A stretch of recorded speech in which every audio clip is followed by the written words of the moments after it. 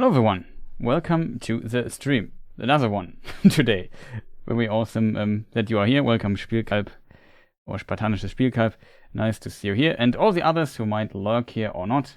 Long time no see. Really not streamed for quite some time on this on Twitch. Kind of looking forward to it, I have to admit.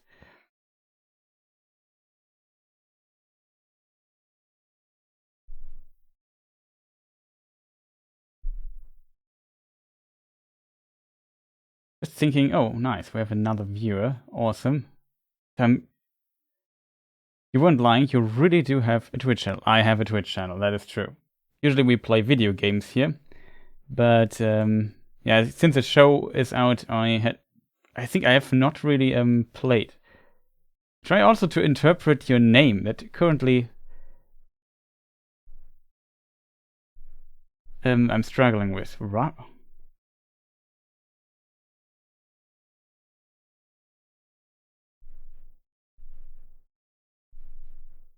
It kind of looks German, I have to admit, or something similar, but burger. Wafru burger. I don't get it, but yeah, welcome. Nice to see you here. Also, thank you for subscribing 2 weeks ago. But yeah, as said, it's Japanese. Waffelburger. Wafru burger. Okay, I get it. Nice. Okay, since then we have this also cleared. Cleared is not the right word, but you know what I mean. Clarified, found out, learned. Probably is better. Yeah, like I said, I'm usually play video games here for just having burger without meat, just waffles. Exactly. But it's an interesting idea, to be honest. But yeah, I struggle a bit currently being here on Twitch a bit. I would have laughed if on the vote on my channel, which I did two votes of on my YouTube channel. Let me just see. It's probably never a good idea to show your screen stuff. Let me just see, where is it? But I did ask 2 times where I should stream the episodes, and yeah, it really seems like people 65% want to have the watch parties on the main channel on YouTube, and the VODs as well. So that's what I'm gonna do, I guess. Even though I would really love to stream on Twitch and just put the VOD on the main channel, but that is definitely not the option people wished for, which really surprised me, I have to admit.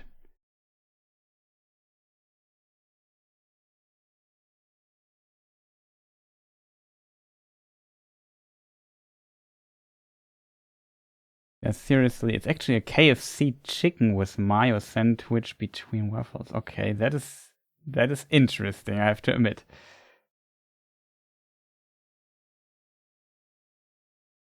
Let me just think for a moment. That should not be here. Should work. Okay, what we need now is a timer. I need to reset the timer, of course. But yeah, I would have loved to stream here a bit more. I'm a bit sorry for not doing so. Also, my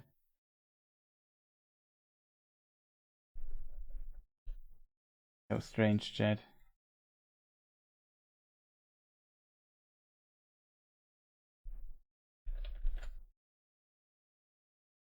Like, for whatever reason, my hotkeys are not working.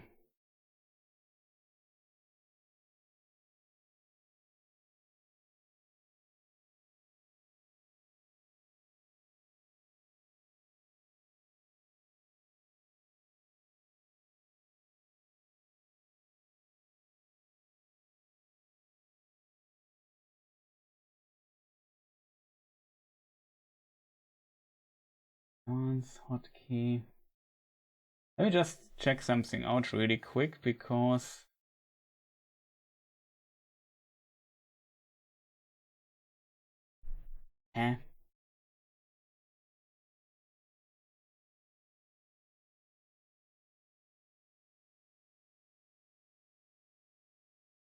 Did I deactivate global hotkeys here, or what is going on? For whatever reason, I can't do scene switches per hotkey anymore. That is strange. Oh.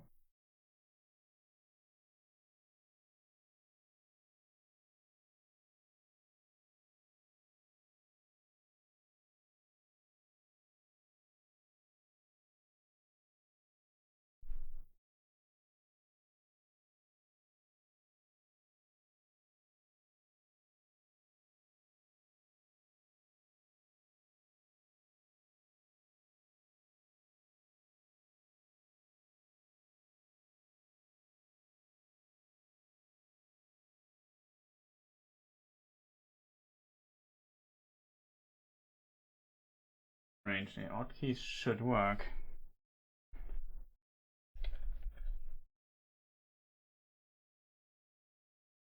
Really weird. I would really love to have my hotkeys available.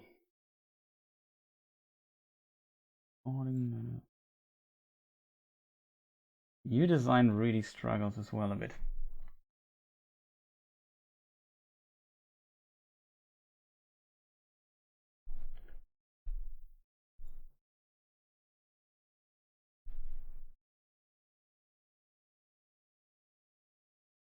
Strange. Also,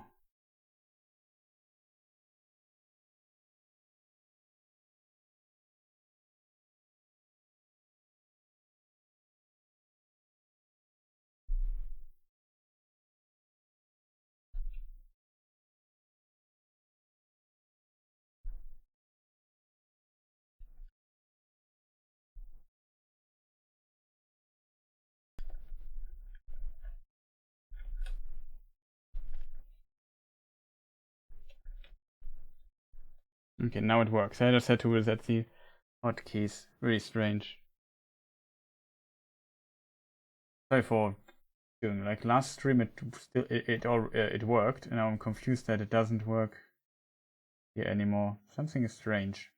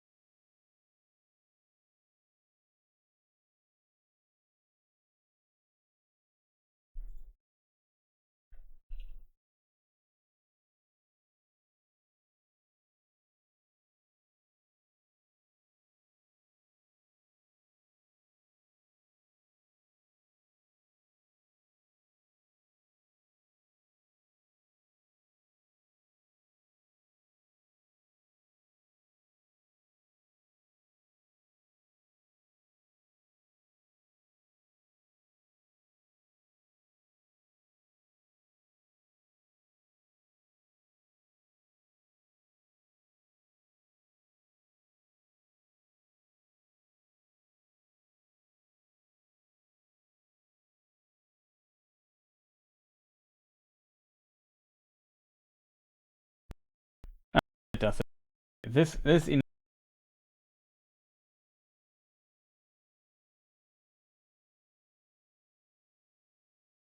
Oh, I'm muted now. They bought too much gold spray. That is definitely a possibility.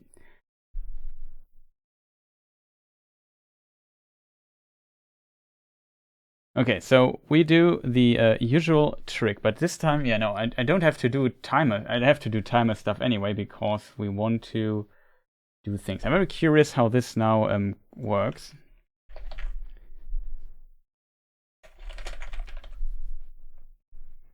Rings of Power, Season 1. Now I can basically select an episode, right? I can. Because it's already late and I need to get up at, I don't know, a bit before 6 a.m. tomorrow to watch the episode relatively close to release and then do content on that. So I don't want to stream too long today. Hope it will work. So for people wondering,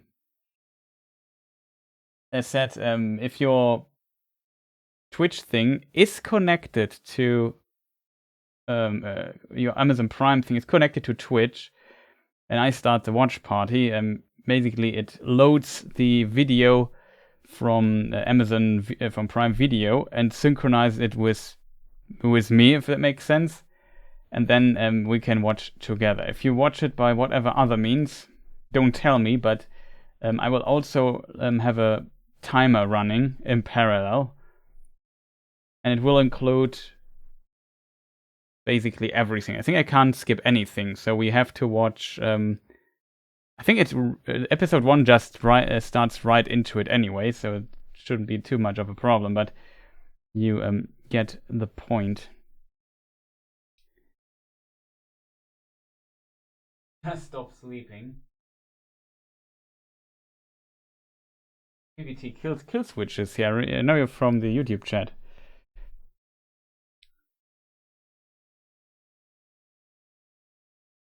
Yeah, the tree scene is pretty awesome, I have to admit as well. That one I kind of like.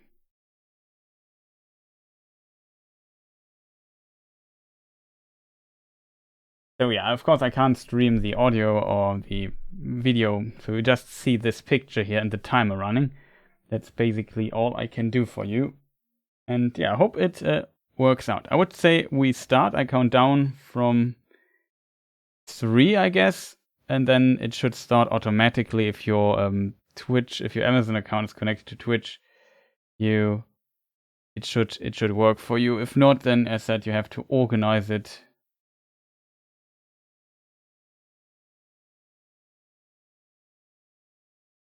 You have to organize or synchronize this manually, else Twitch would do it for you.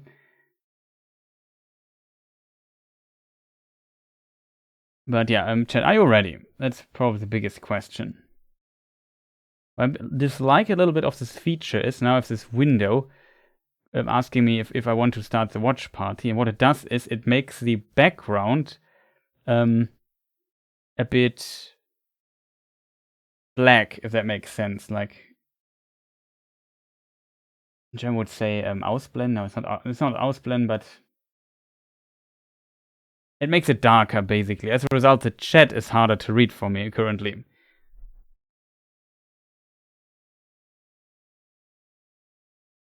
We can spoil stuff.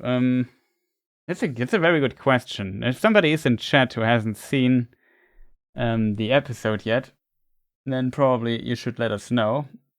Else we just consider that you know the episodes already. But I have of course seen every episode multiple times by now.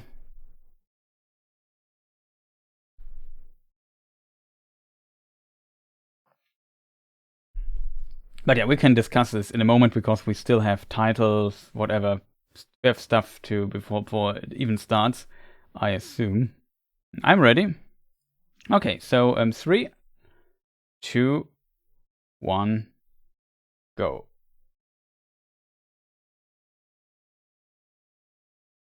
So nothing has started for me yet. I'm not sure.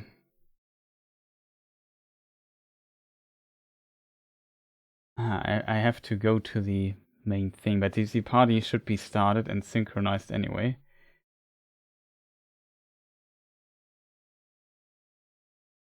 Oh, the watch party starts in 5 seconds. Very curious. Can we skip this? No, it's at 18 seconds. We have to synchronize my timer.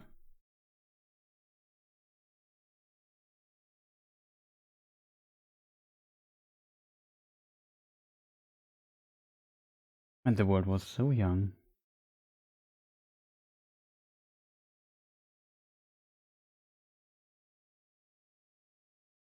Okay, now it should be synchronized. Currently we see Galadriel folding her paper boat. Child Galadriel, that is.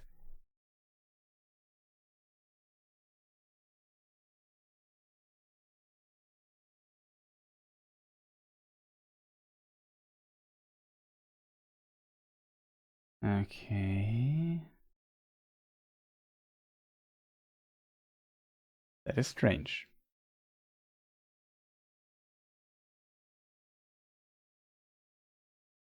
But I can't pause the stream or anything. Yeah, got it.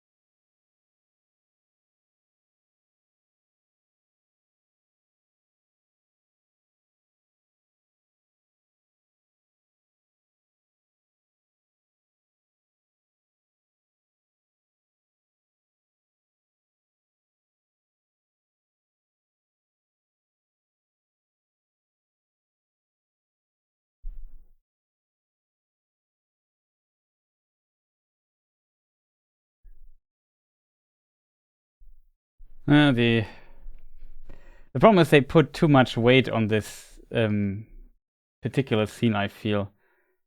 The first 2 episodes really depend a lot on this. Yeah, exactly. The destruction of the of these ships here by the others might be a wink towards the first kin slaying.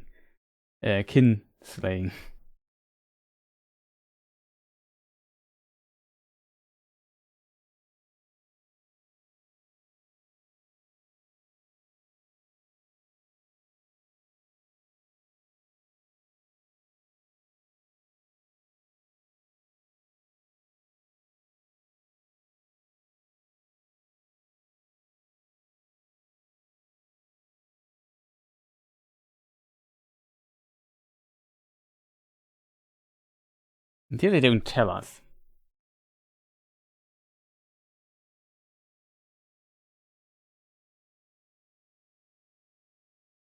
They don't. The Kingsling doesn't really. It seems like not exist inside this world, or not really. Hard to tell. It's just like a reference, a distant reference for the book readers, I could assume. Well, they don't have the rights to even talk about that. But this shot is still one of my favorites.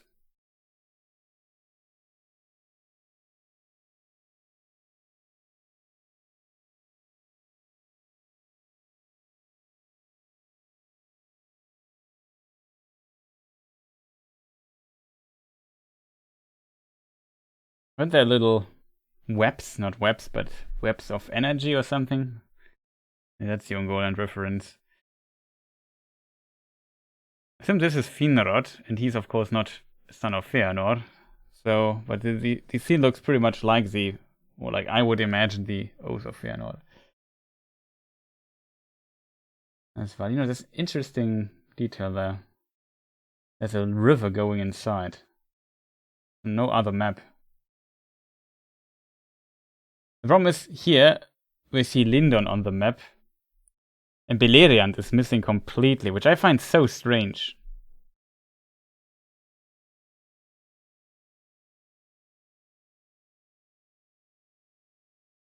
Question is this a decision to not confuse people?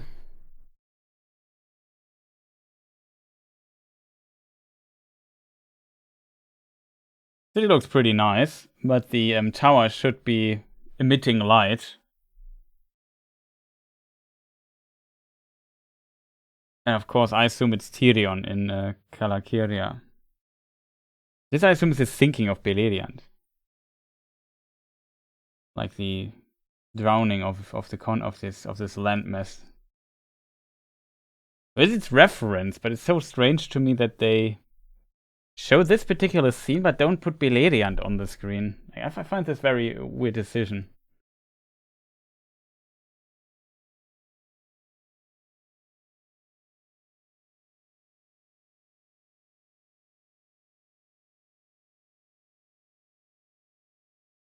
Yeah, that's true. They don't really show Morgoth just as a big shadow. Kind of like that as well.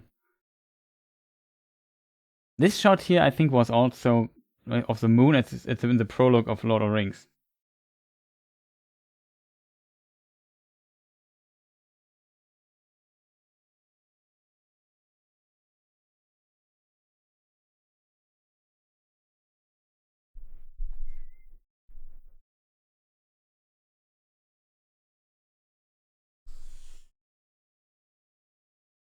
I also like that they call him a sorcerer. That's the only time we see him.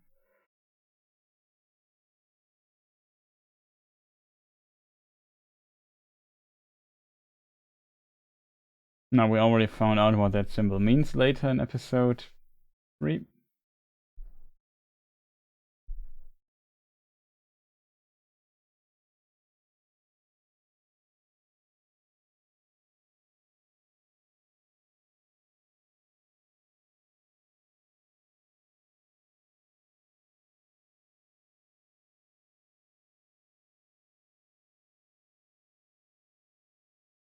Yeah, that's true. They don't name it here, but name drop it later. Kind of weird.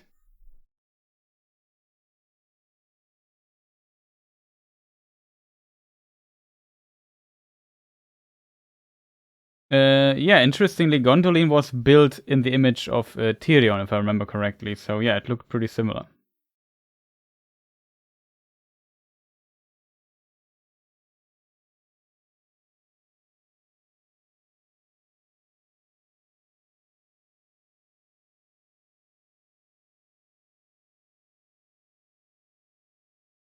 Even though I like the music, I sometimes feel like they use too much of it at times. Like in this particular scene, they could have just, or in the zooming part, they could have just let go of playing music at all. Just go with some sounds.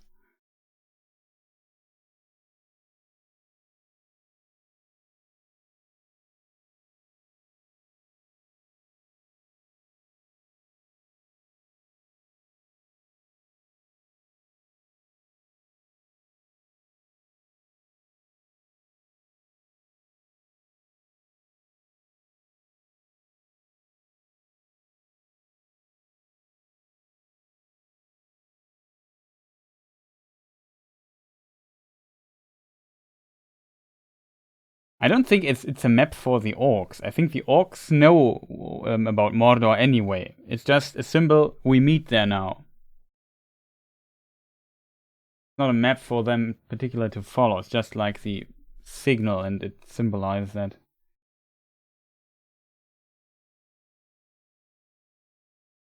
Yeah, I would say Gondor and Tyrion are very similar.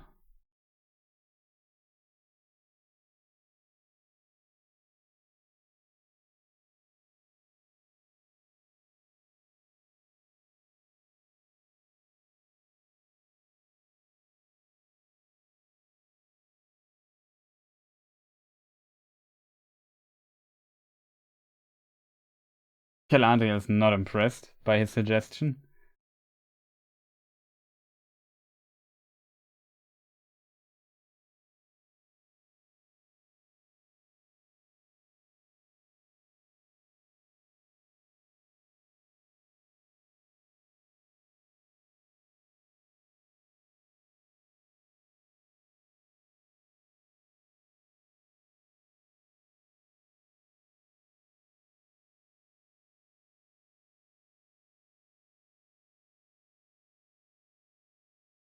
A little display of Fëanorian insanity.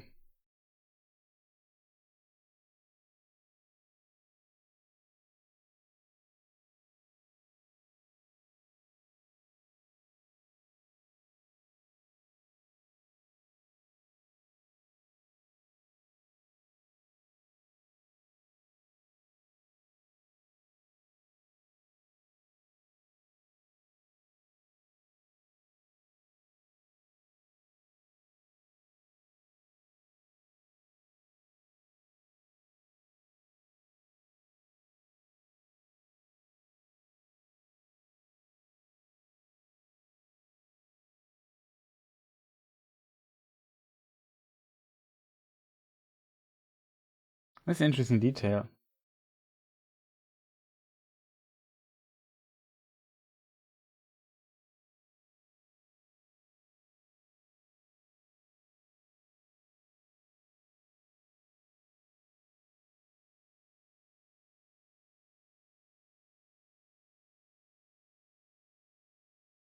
That's true. Well, Adriel is potentially super strong.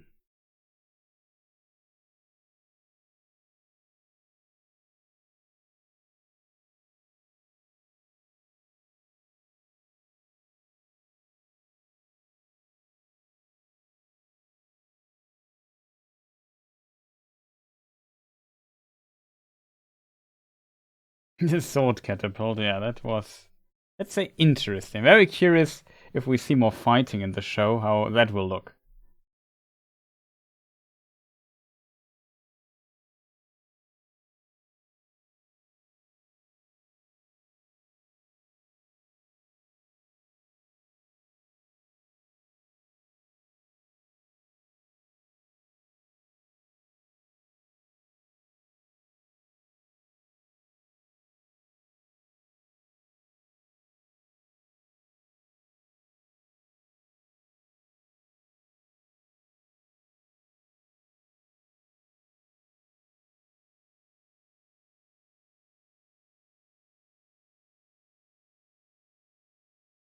It's even worse than the arrow catching, that's for sure.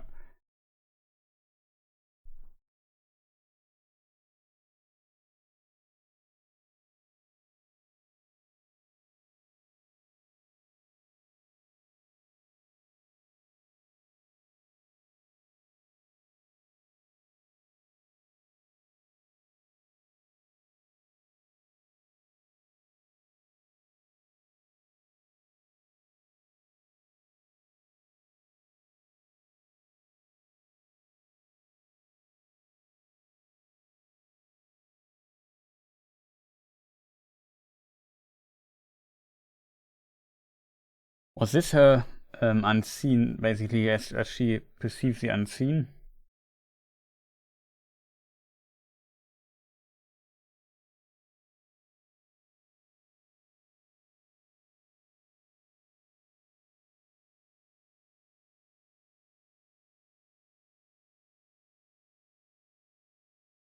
That's a strange argument for it. Like they're looking for Sauron, and they think, yeah, he died of old age. It makes no sense.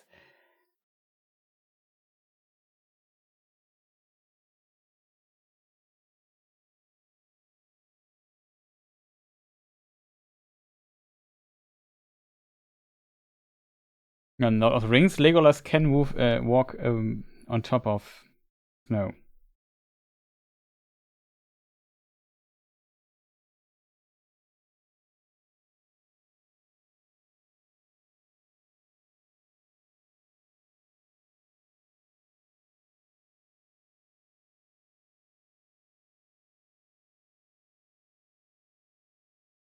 Hard to tell how strong.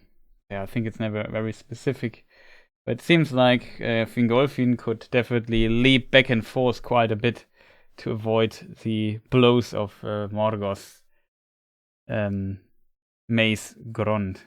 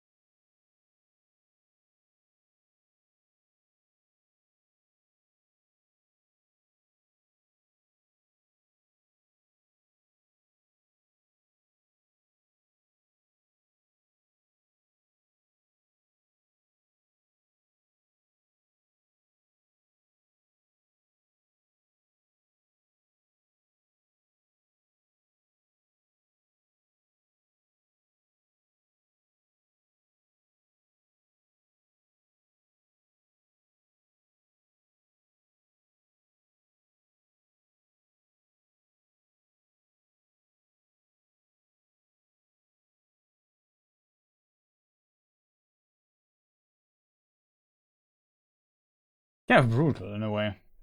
He split what is it called?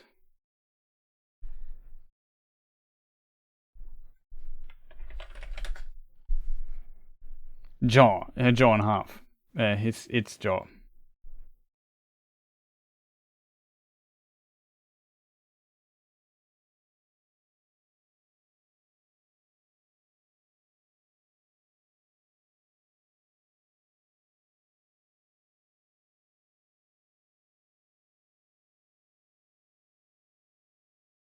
I could imagine that they're kind of, for sure it's agility, but what's going on with my stream data today? Hope the stream is not loading too much.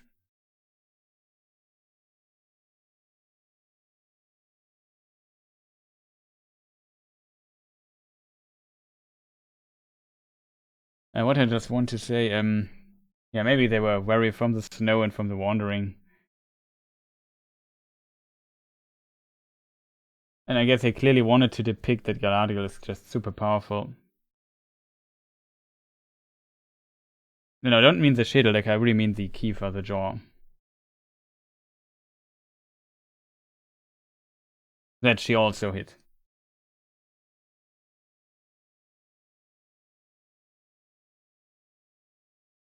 Yeah, at the end. I mean, before she does it, she also split the jaw of this poor being. I don't know, German speaking this chat.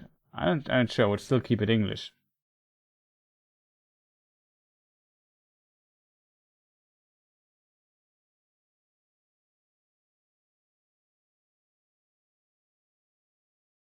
Very curious if we see those two guys again.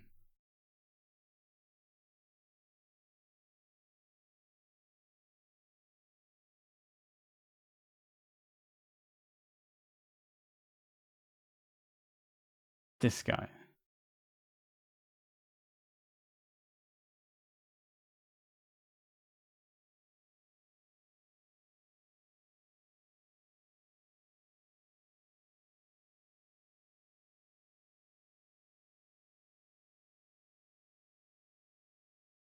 Really, as a clear and clear. It's kind of weird that he said it like this.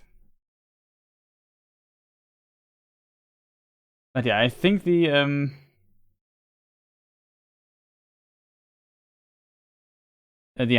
why these hunters carrying, I think it's their game that which they hunted and they bring it back.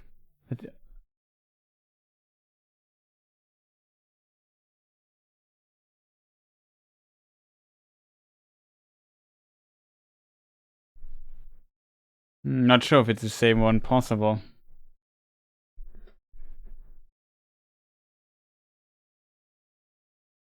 Okay, next are wolves on the list.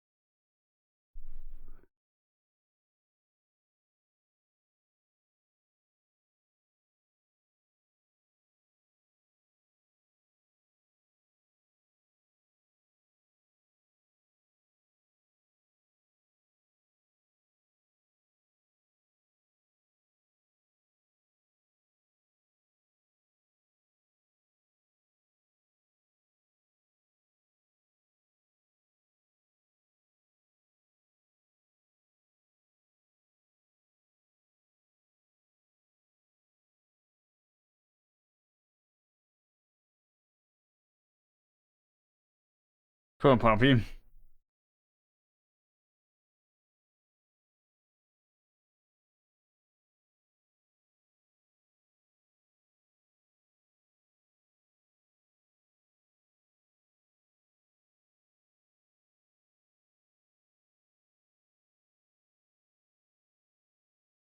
I would feel like for the first few episodes,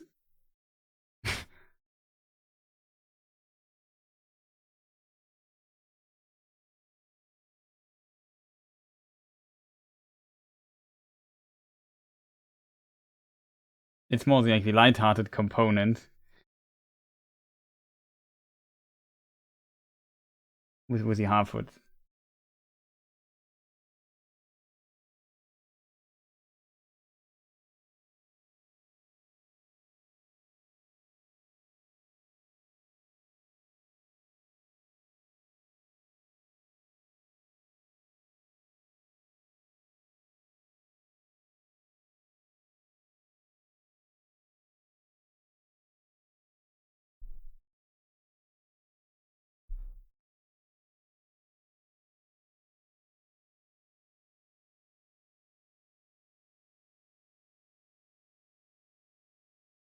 One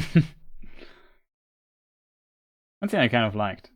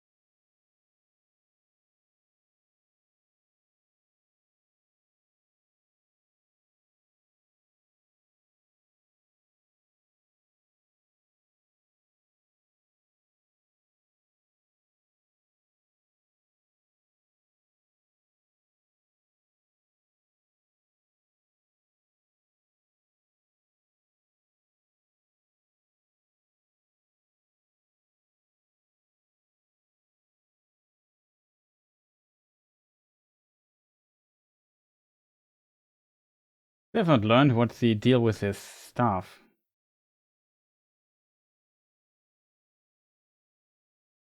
But at the beginning he spoke Quenya. Is this introducing that we are now in the realm where people speak Quenya, which would be strange, they should speak Sindarin, but whatever.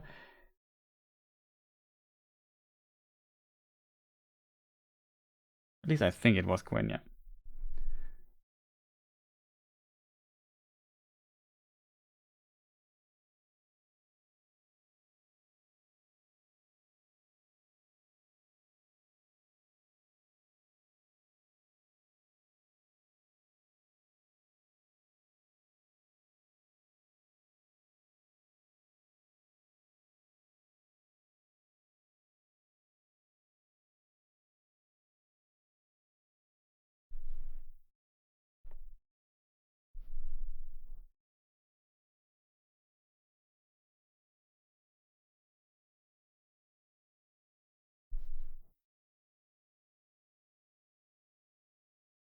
Oven didn't get internet.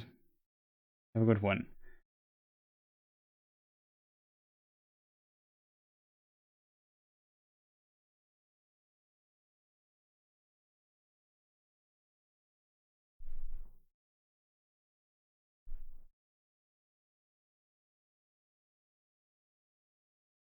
I think it's an interesting twist that they put on the Hobbit folk with that. Or it was an accident.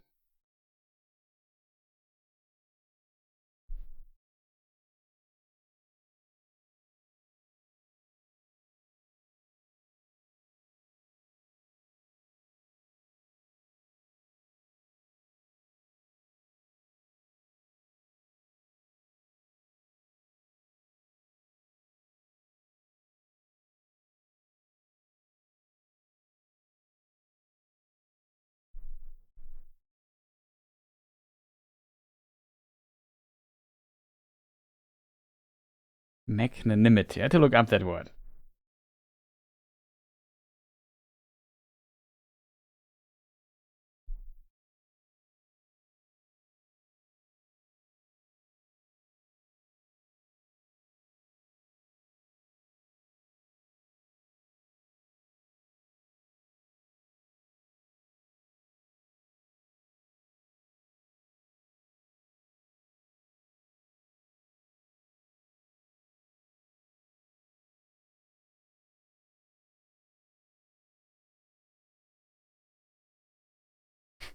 Poor rabbit.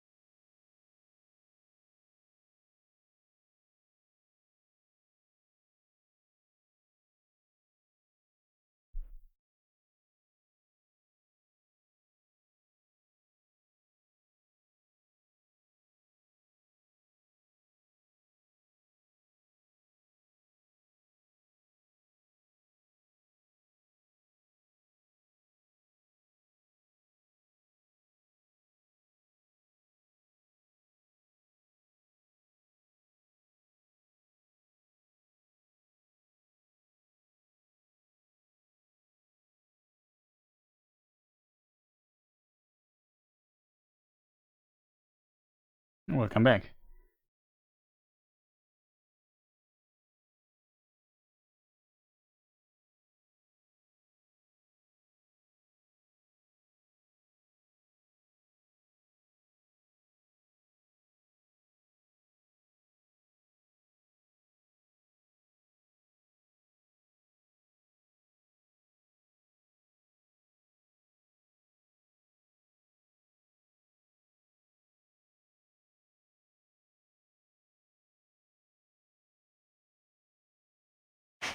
I like how she looked behind it. Well, where's the thing going?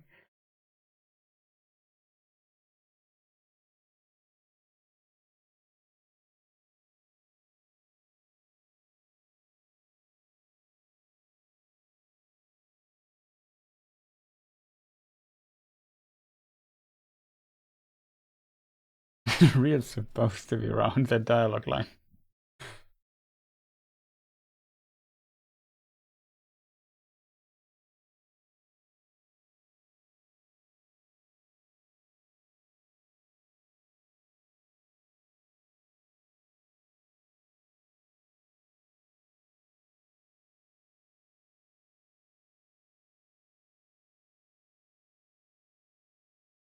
Yeah, I like that line too.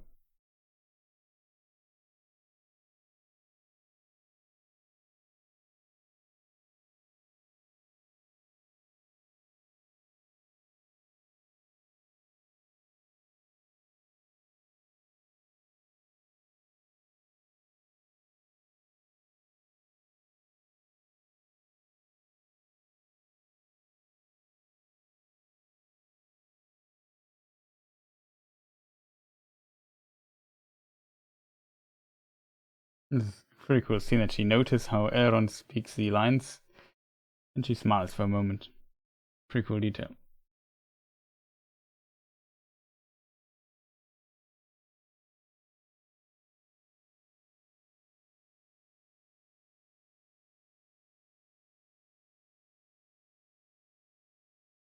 Oh, Radwald, welcome. Nice to see you.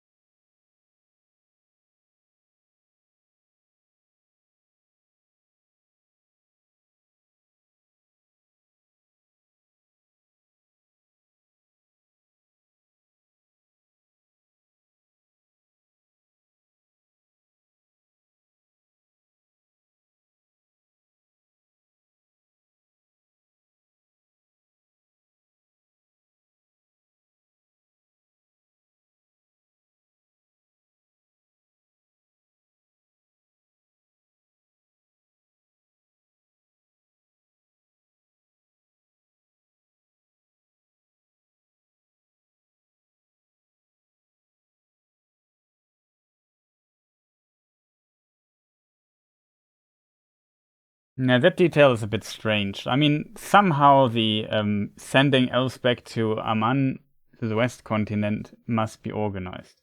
By the way, to the left, we have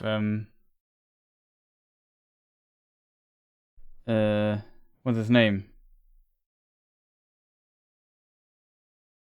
Belek.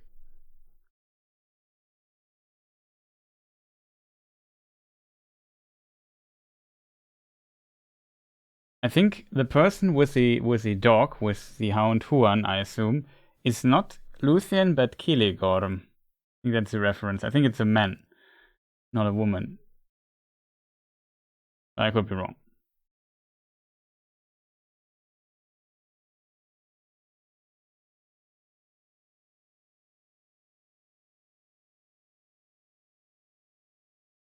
Yeah, it's kind of. They are definitely in Lindon, but I assume they are not at the Grey Havens. So it's considered a different place. Usually I would assume that Gil-galad lives also at the Grey Havens. Yeah, this here might be Kiligorm. I could be wrong.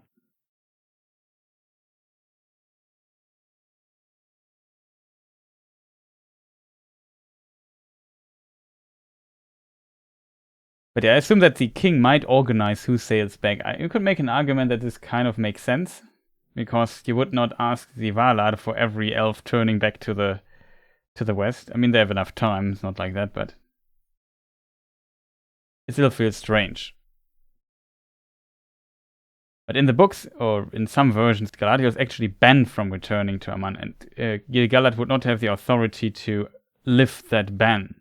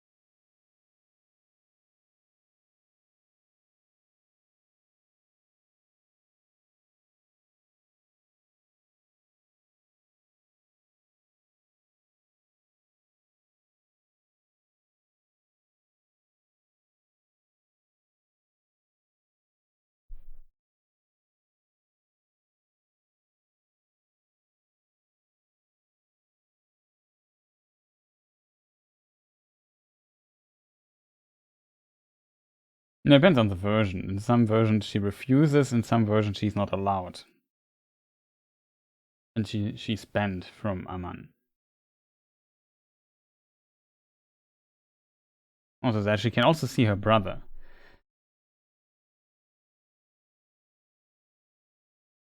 But Sauron was ordered to get back there and he would receive judgment there. It was not like he was on a vacation.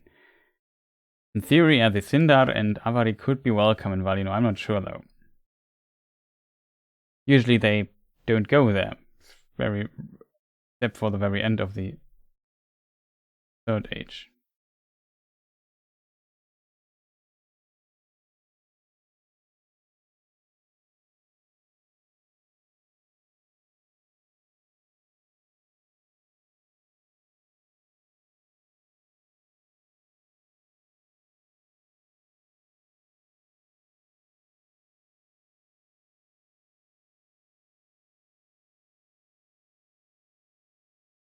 It could be that they don't reincarnate. I'm not sure what they were thinking here.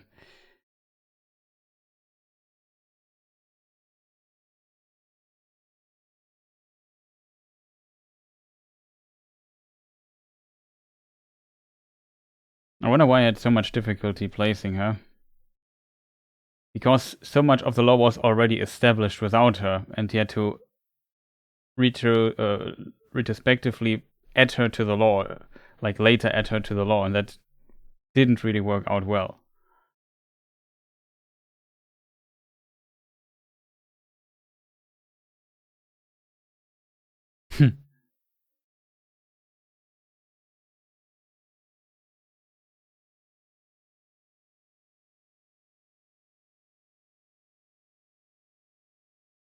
But yeah, that makes it very difficult to place her, especially to increase her significance. There's not really a good place for her that's not already occupied by older characters or by other characters of her age, in the meaning of when they were written.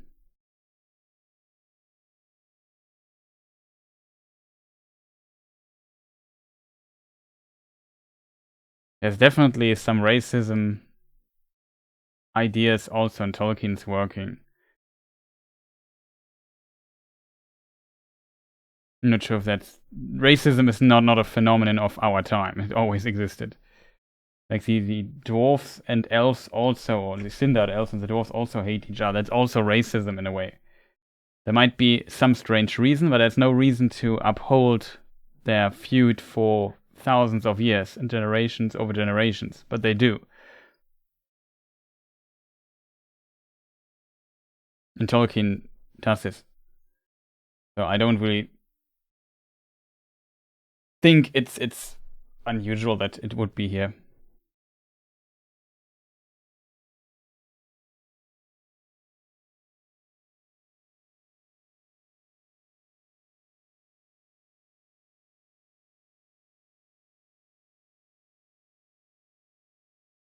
I assume the True King is Halbrand.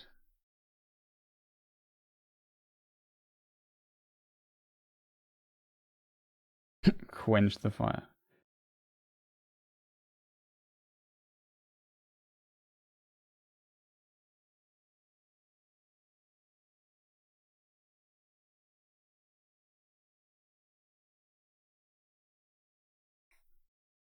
I'm not sure if his boots are pointy. Yeah, maybe look out for that if we get a complete shot.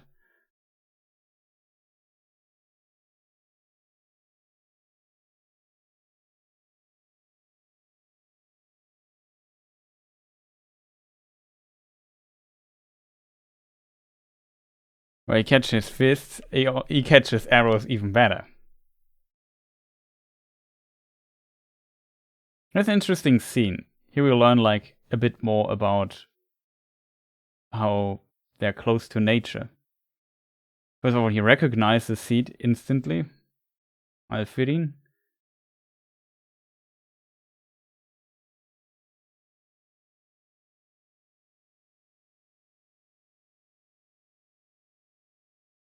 It's interesting that it is a flower that we know from Rohan that is growing on graves, on mounds.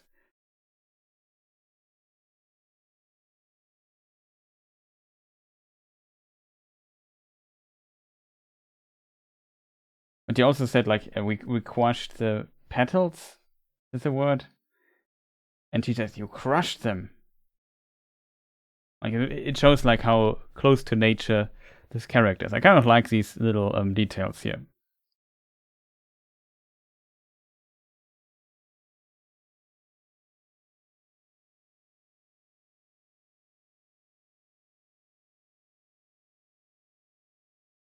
And maybe Arondir is simply more powerful.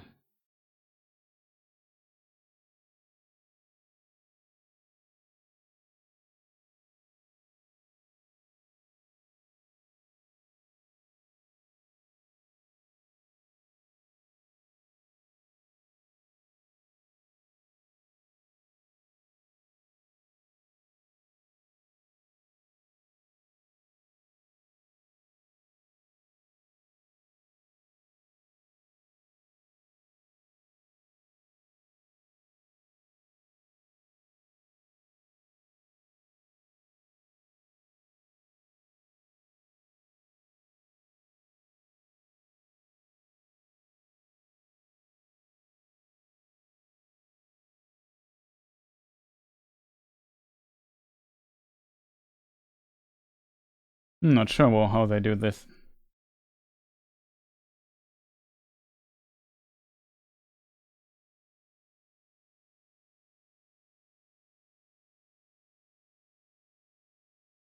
Well, kind of.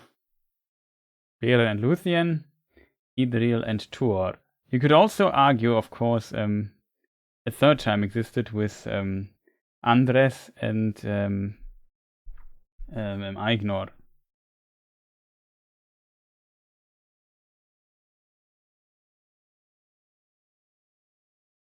Yeah, the barkeeper is the Sauron guy. In his barn, Theo finds the sword hill.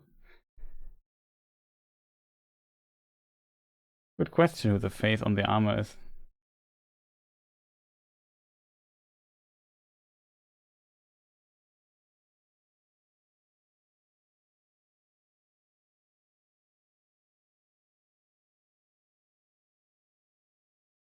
$79.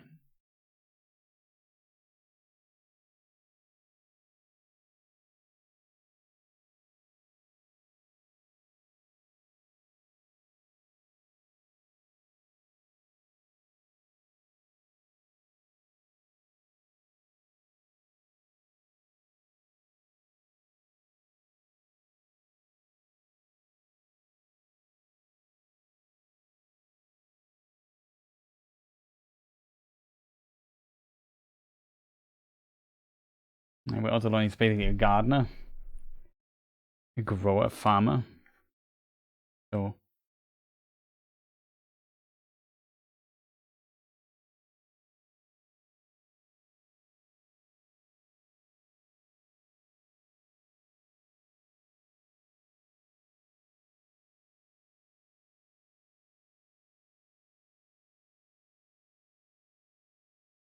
yeah, it was Mordor,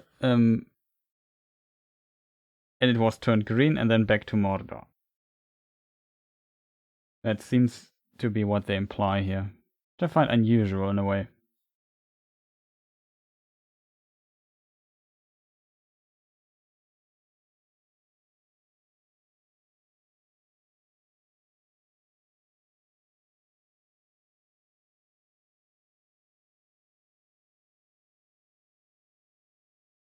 Yeah, that's a good point. 79 years and doesn't know what this guy did before.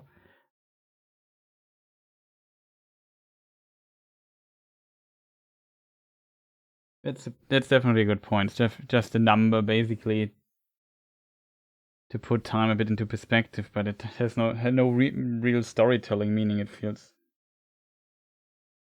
proper jig under the floorboards. What's interesting about this, I assume what he heard are orcs, not rats. That's why it was so loud for him. So here the orcs are already hinted at. Well, the boots are not too pointy, maybe a little bit.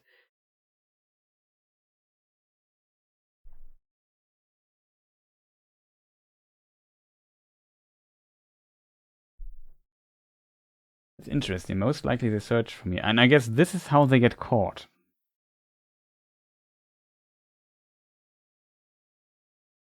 Good question. They have sharp noses, maybe.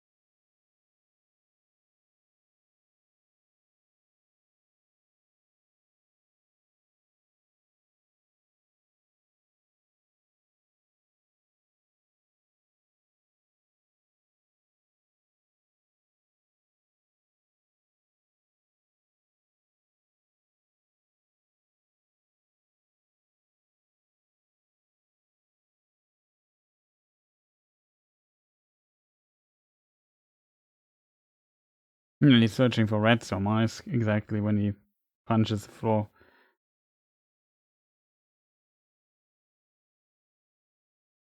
Unfortunate cow.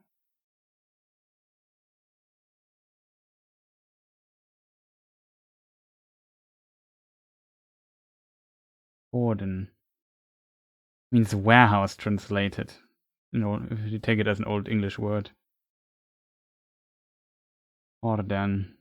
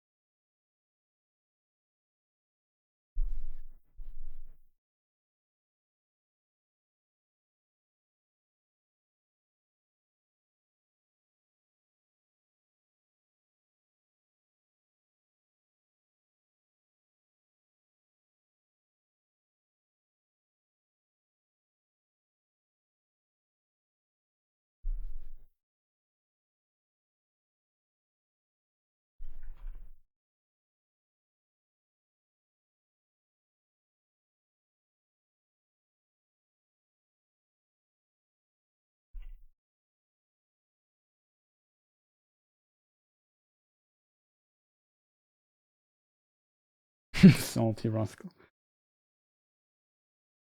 Who's Theo's father? I think his father is Halbrand. And Halbrand is also the true king Rowan spoke about. This is the barn of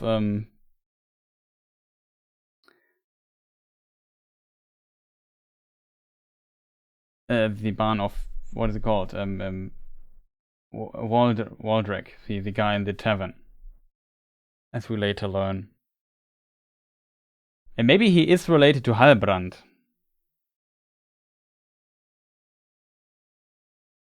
But maybe not.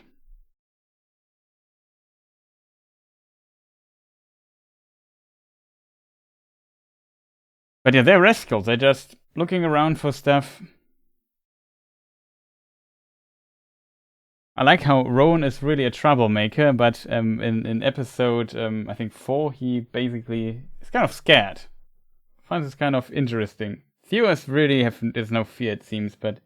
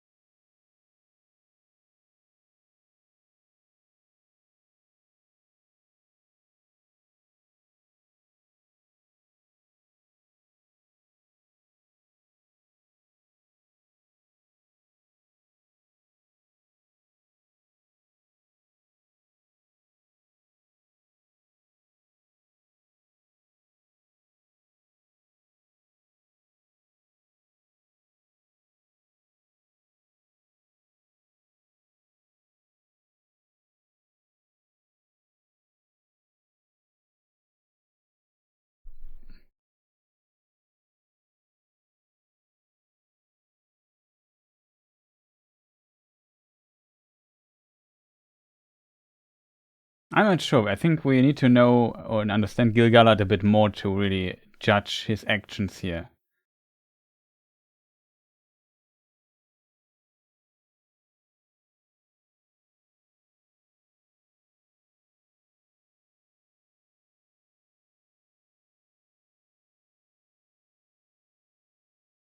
I heard episode 5, Harry from Philosopher Fan said it might be the most controversial episode so far.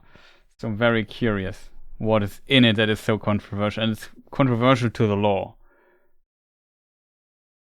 I could imagine we learn more about the stranger or something, but it has to do with the elves, he said, I think.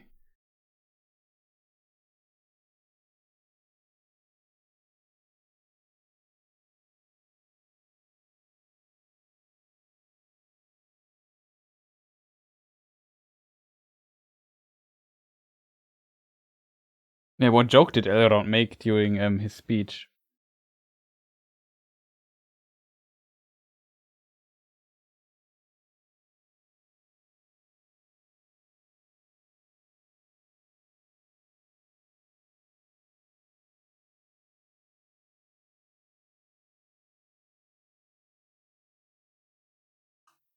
We have the skies are strange, and we have the stranger. Interesting. Maybe it's called a distant wordplay or so. Was there a ruin in the background?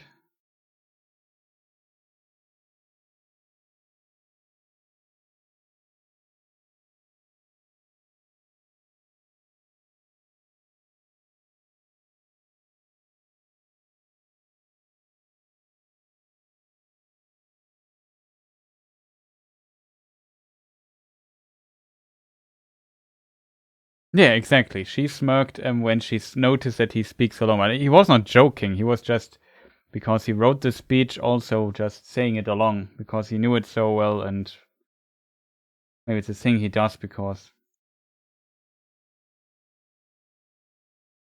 it's his work, kind of being that performed. I don't know. I've liked that, to be honest.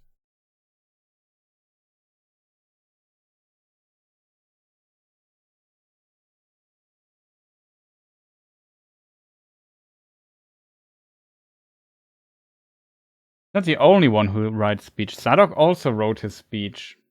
He wrote his own speech, but I don't know, because he's busy and has a lot of things to do. And then for a ceremony, having like a speech prepared is probably not bad.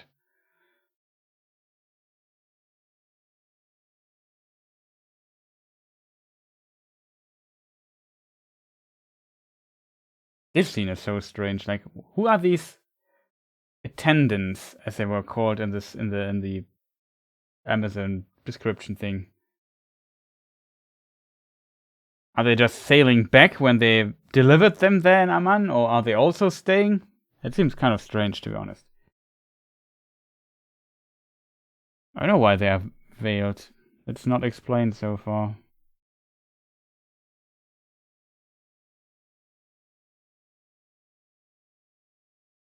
I don't know if they get back or not. It doesn't look like it. Maybe they also stay there. But it seems so strange. The whole idea behind this is strange.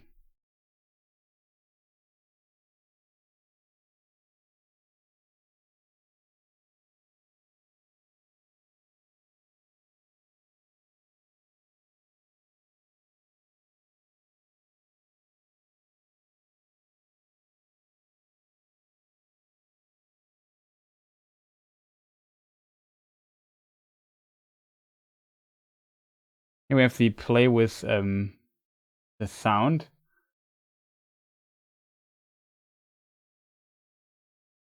The diegetic and non-diegetic sound. First, we only, as the audience, hear the music because it's part of the soundtrack. That's not what the characters hear, but then the characters start singing, so it becomes part of what the characters hear as well. I always like to play with that. Also, it's a pretty cool shot when the sky opens.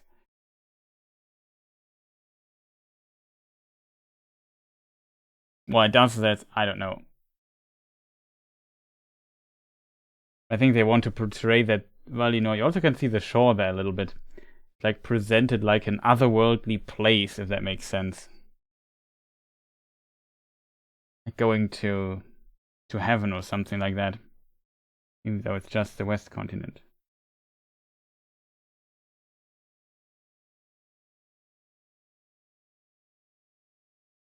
You will see the meteor.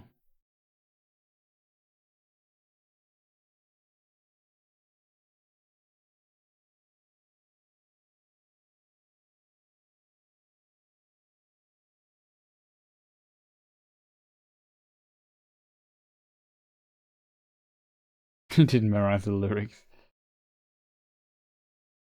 No, it must be really heartbreaking to go away.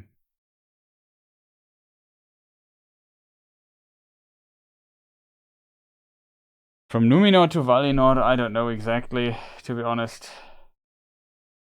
Especially in sea miles, I can't tell you. But it's a bit.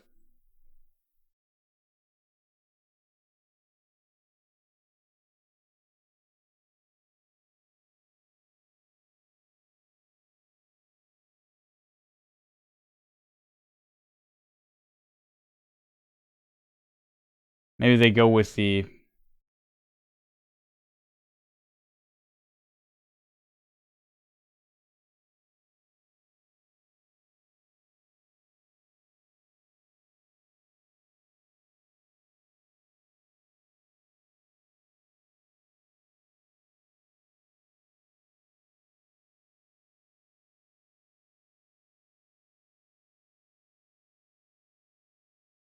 It seems like the moment the sky opens, the meteor appears. So I think it comes from Valinor or something, or from Aman.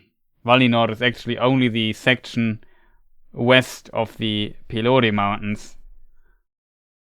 And some of the elves live like between or before it, so not in Valinor technically, but still in Aman, I guess.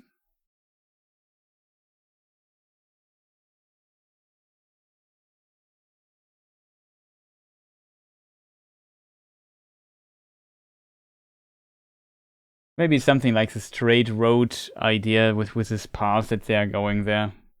Like later, when the oceans are bent, Aman, the West continent, is basically put outside of the boundaries of the world, and you have to go a straight path that ignores basically the bending of the oceans up into the sky to this place in a way. So maybe they want. It's of course hard to imagine how this works exactly, but I guess this might be what they're doing here.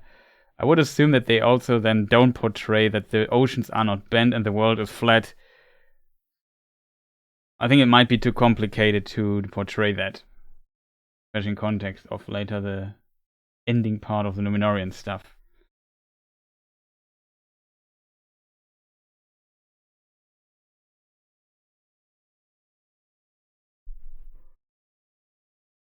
I think when evil is powerful enough, it surely can affect even in Elven stuff in Elven realms. Just to know how much he swam.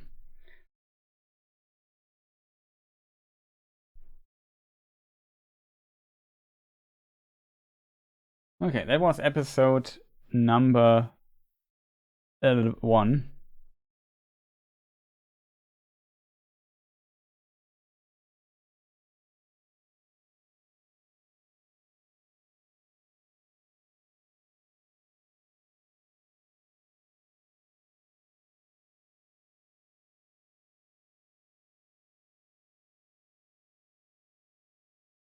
Yeah, that is true.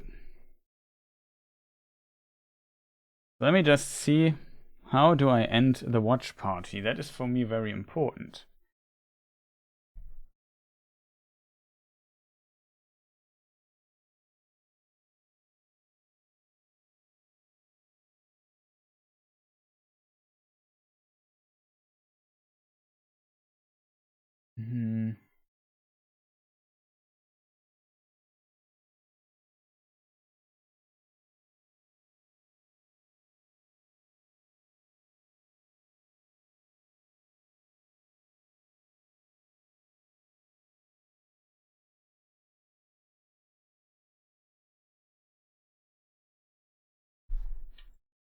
Now just refresh my window here and hope that the watch party stop window. Here it is.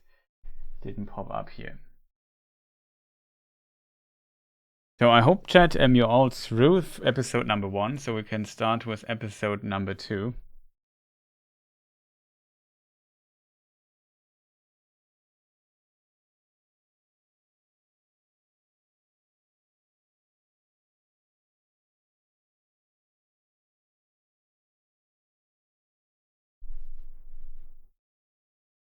No, we have to watch it completely. I have no control over the play. I just start the watch party and then the episode plays from start to finish. Has Chris fallen asleep? No.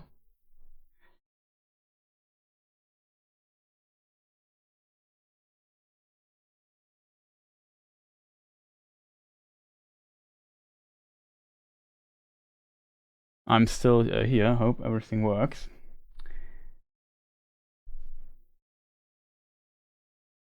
I promise I can't skip it using this functionality of Twitch. It just plays from start to finish. I can't stop it. I can't jump forward or anything. That makes sense.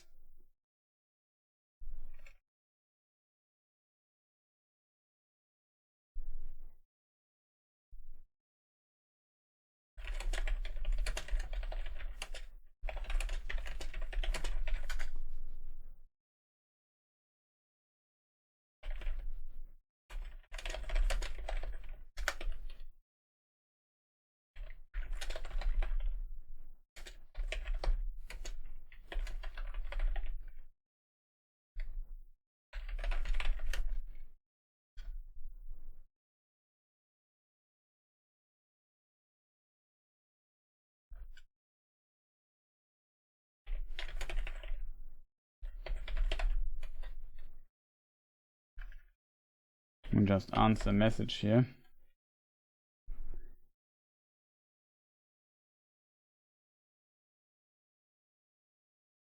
Yeah, it's really strange that they don't see that the evil could return. Maybe you could make an argument for that, but as long as they know that, for example, Sauron, for example, escaped and did not got back to Aman to get judged by the Valar, then evil can't truly be gone. And Gil-galad in the books is basically the first elf who even starts noticing, okay, very far away in the east, stuff is happening. Sauron, a shadow is there. We have to prepare, and he suggests an alliance with Numenor. And in my opinion, this would have been the play to send Galadriel on a diplomatic mission to Numenor instead, and make her maybe a bit less crazy, if that makes sense.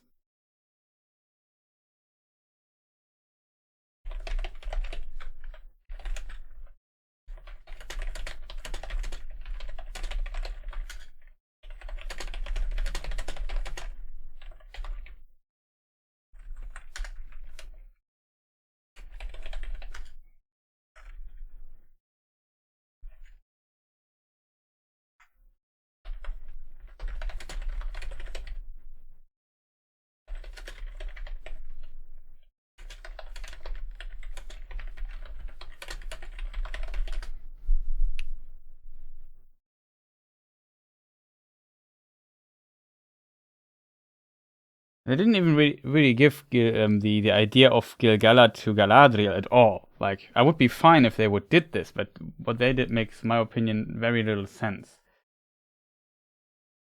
Like, that Galadriel would be a strong female leading character was to be expected, because that she is.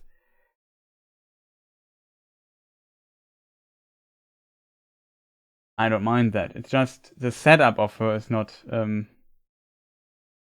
as good as it could be, in my opinion.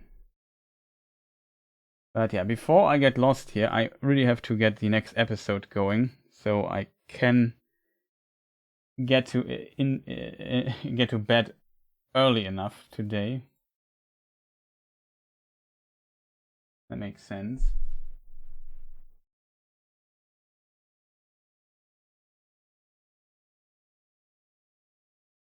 Ah, there's a watch party button.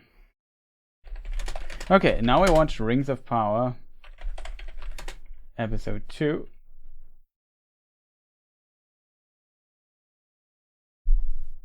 First one was called Shadow of the Past, or Shadow of the Past, Lord of the Rings chapter. Next is Adrift.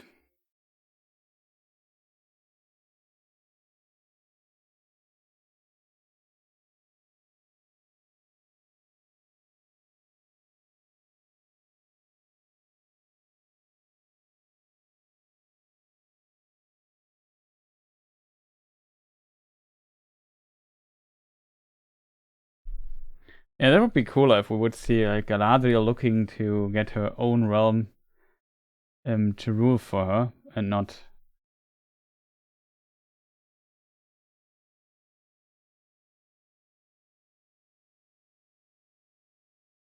not like what we've seen so far, but that could come in the next season or so. We don't know. It feels like we are still very, very early in the story. But yeah, I would say let me just do the setup for the countdown really quick.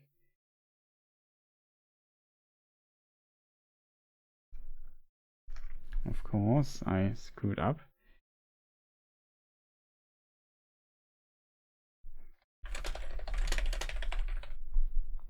If I have the time, I also want to watch the other episodes here, and will upload the VOD of this to my streaming archive as well. But of course, you can't see the footage, only the timer there. Select title. I would say we start the next episode in 3. It's episode number 2. In 3, 2, 1, go.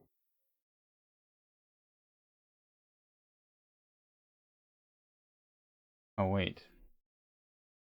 There's a countdown.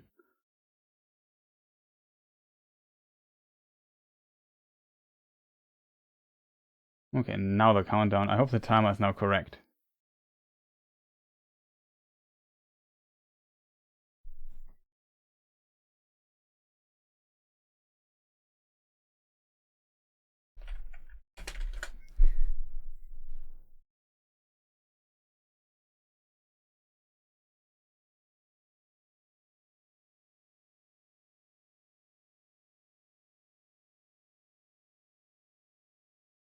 But yeah, now we have the recap of last episode. We have to watch that.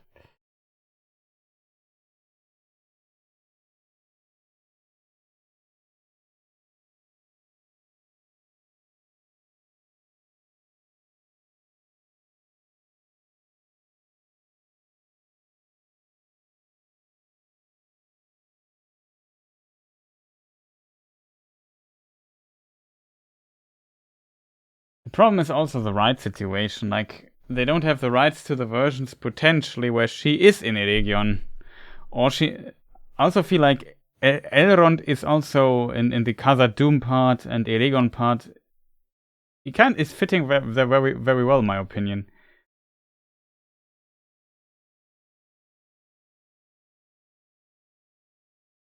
The problem is they should have made Galadriel simply a bit more diplomatic. Just a little bit. Not a perfect diplomat like Elrond, but a little bit more. And just straight center to Numenor. Instead, we have to watch now 2 episodes where she is doing not much and she's pushed around by the by the screenplay and not by the writers. She's not developing her plot. She's not taking the character can't take the development of the plot in her own hands. Like, she's consistently pushed around by the script. That's just very annoying. There's too much setup for her. Like, the setup is so convoluted and complicated. Just the interesting part is when she is in Numenor and there she has characters to interact with and get her character development done. That is not happening in the first 2 episodes, really, besides the dialogue with Elrond. And that was only just the start of it, if that makes sense.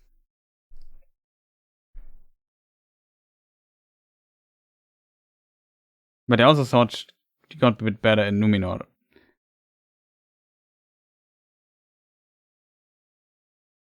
But they could, I don't know, what they're going to do with Galadriel in general. There's still a lot of details missing, like her husband is missing, her daughter is missing. By the way, now the intro should be slowly coming to an end. For my side, I hope. 275, yeah, that should be correct. Now the intro is over and we see the stars.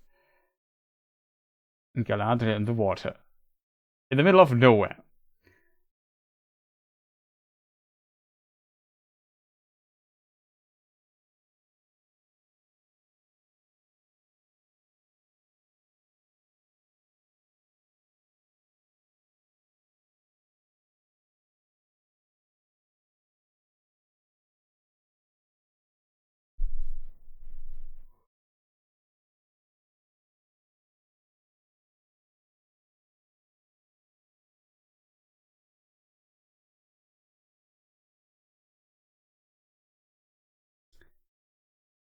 Yeah, also, Devin, welcome. Nice to see you. I assume you're also in the YouTube chat usually.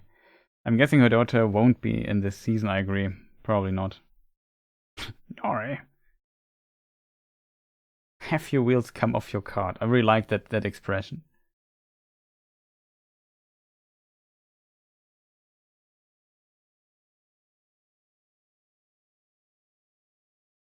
That is strange that the fire is not hot.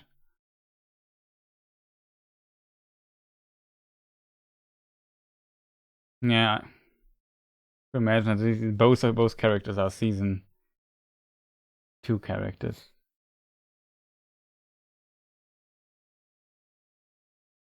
It could even be that her daughter only appears much later after the war against between elves and Sauron.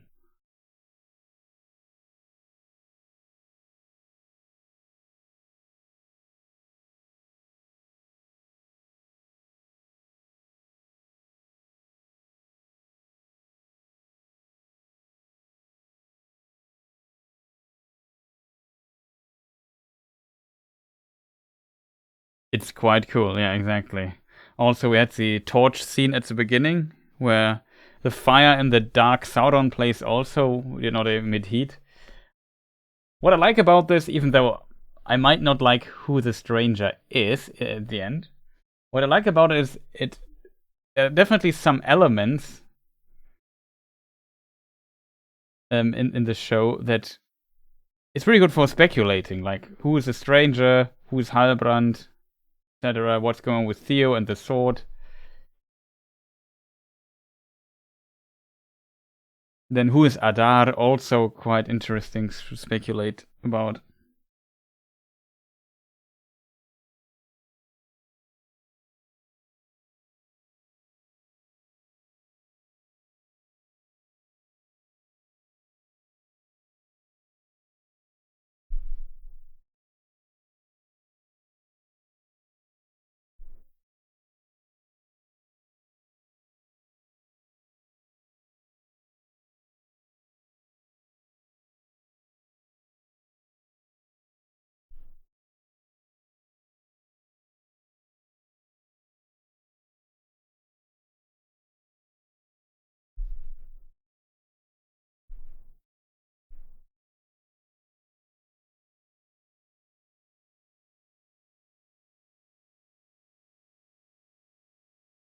The speculating is one of the things that keep me watching. I can see that.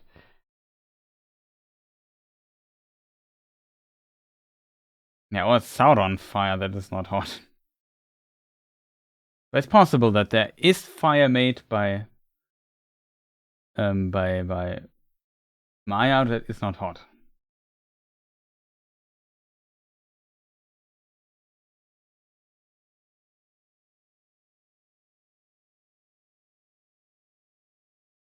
Fëanor's last remaining son. Today did a poll on the roundtable stream on the YouTube channel.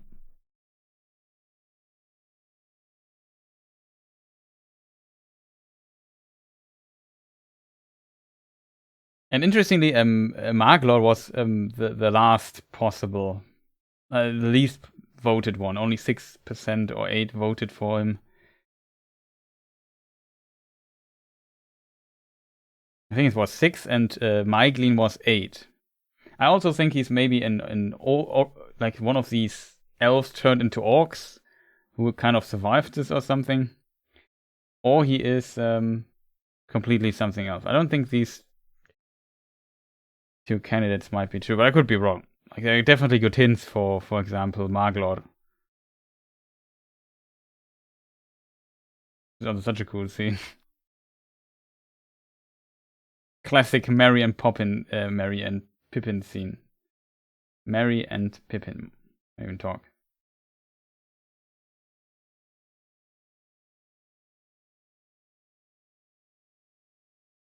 Yeah, I also just like the Maiglin ideas.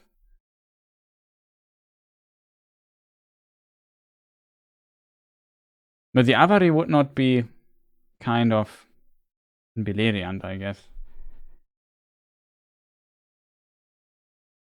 I like the girl Samwise. Her name is Poppy. Yeah, her name is Poppy. Poppy Proudfellow.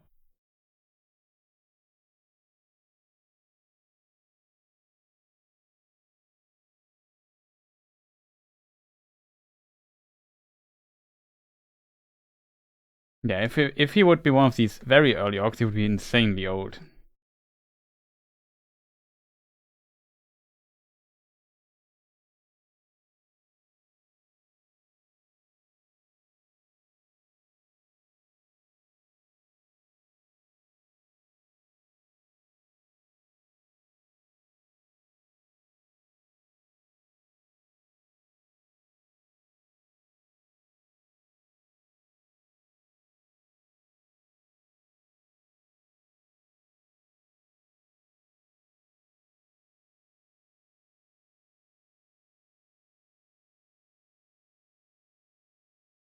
Yeah, possible that he awoke at the lake, or he's a generation later, but he would be pretty close.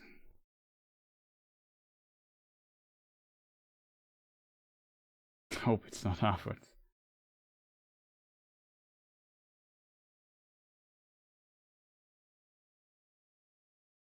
Interesting transition here back to the village.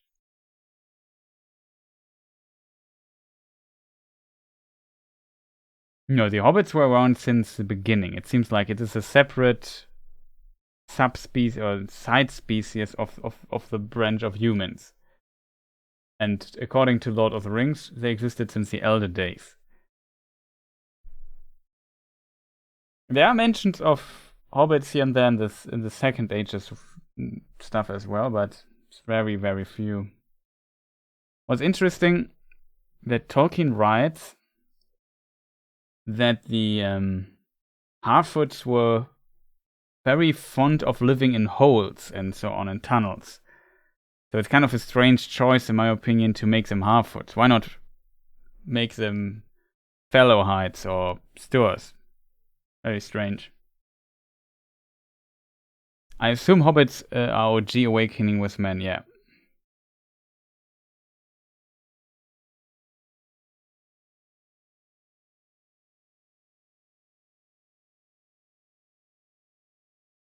The term hobbit, of course, in the Second Age, before they met the Norsemen, they probably did not call themselves hobbits, but technically they are hobbits.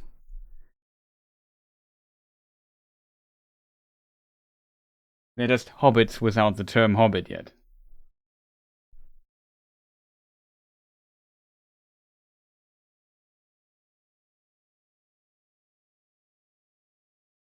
It's a bit unfortunate. Eregion looks so cool, but we never see much of it. We only see this one room in Eregion where Celebrimbor and Elrond talk, and we see, of course, later the building stuff. Pretty nice shot, though. Yeah, I agree with Rodwald.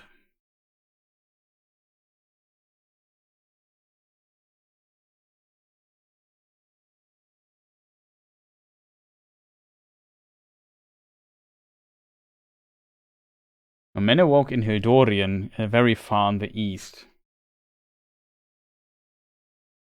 Probably south of the Red Mountains.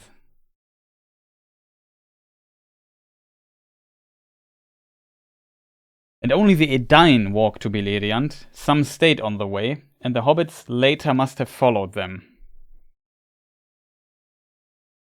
In the early First Age. Not early First Age, in the late First Age, I should say. In the early years of the sun.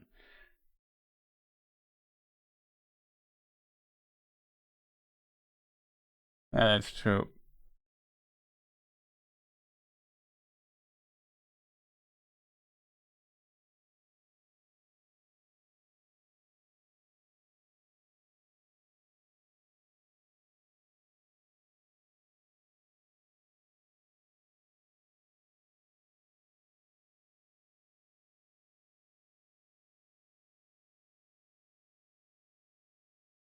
It was funny. He's a huge city, but Celebrimbor was the only one living there.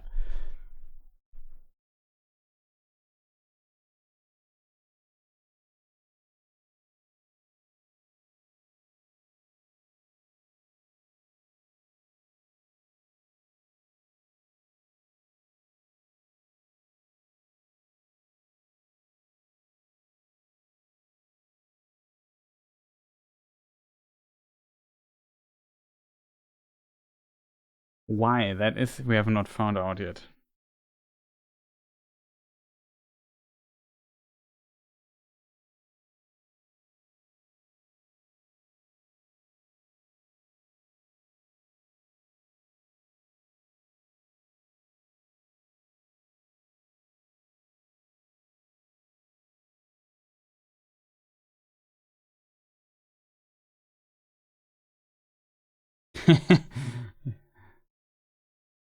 I have to say, I really like Celebrimbor, and the actor does, in my opinion, an amazing job.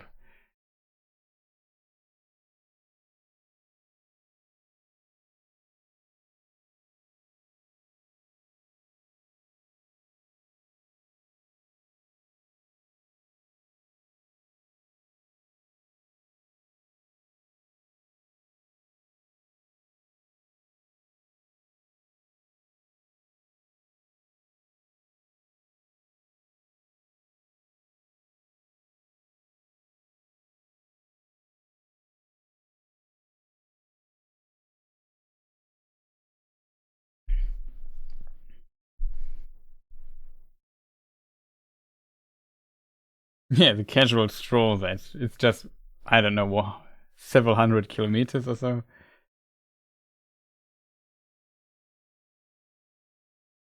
It's like the Gimli reference.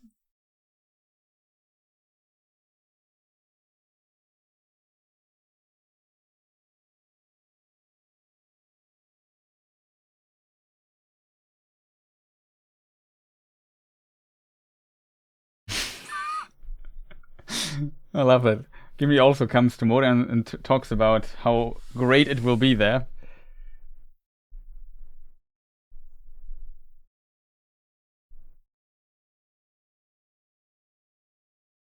Ram thorns.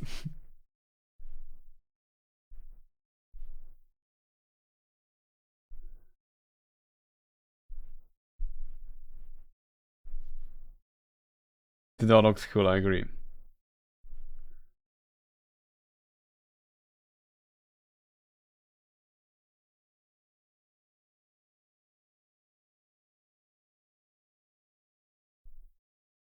Sigin Tarak. Or Sigin Tarag. Long A. It means longbeards, in case people wonder. The read right of longbeards.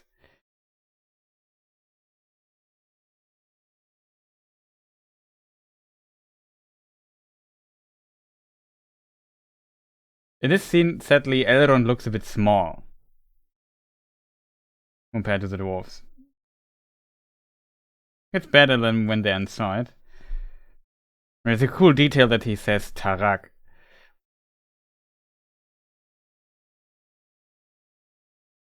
Because in Appendix E we can read that the dwarves at some point started to pronounce the R like the German throat R, instead of a trilled R, which is very common. A lot of R's are trilled here. It's such a cool detail that somebody put the work into that or made the actor learn it. Okay, you have to say Tarak instead of Tarak. Pretty cool. But in general, the dwarven section is awesome. Also, like these mirrors that reflect the light, so they can grow their plants and so on. There's so much cool ideas here.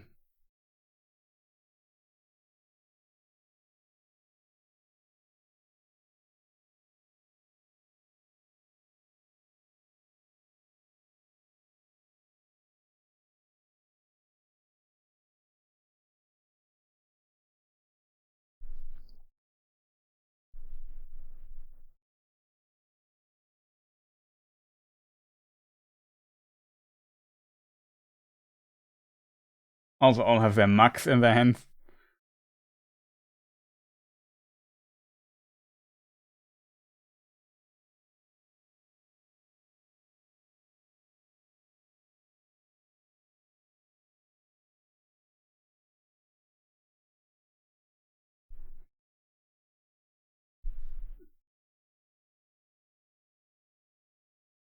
By Aule himself.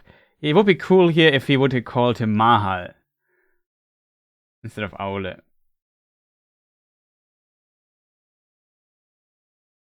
So you could argue maybe the dwarf would not say Mahal in front of an outsider. Especially if the relationship is currently not that great.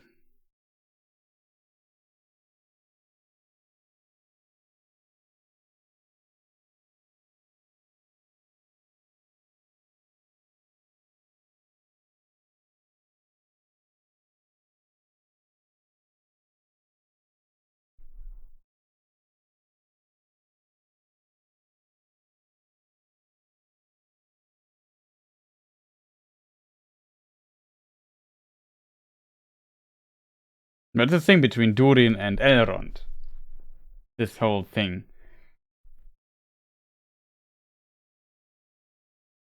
And Durin was angry at him. And so, I think Elrond also loses on purpose. Maybe Durin even knows that he did.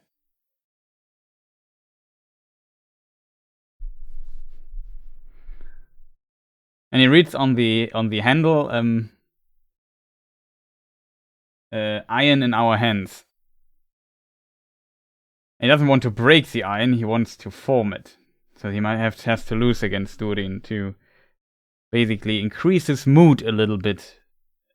And then they, yeah, I don't know, talk to each other and they can mend their friendship a little bit. It just gets better from there. I kind of like the writing of that.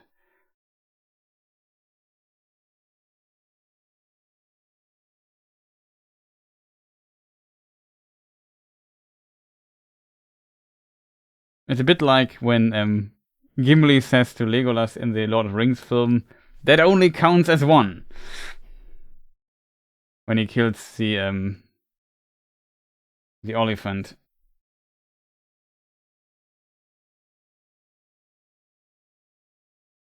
So the dwarf is also, in a way, sometimes bending the rules a little bit, if that makes sense. I kind of, you could say it's maybe more Peter Jackson thing, but though the counting is in the books as well, to be honest.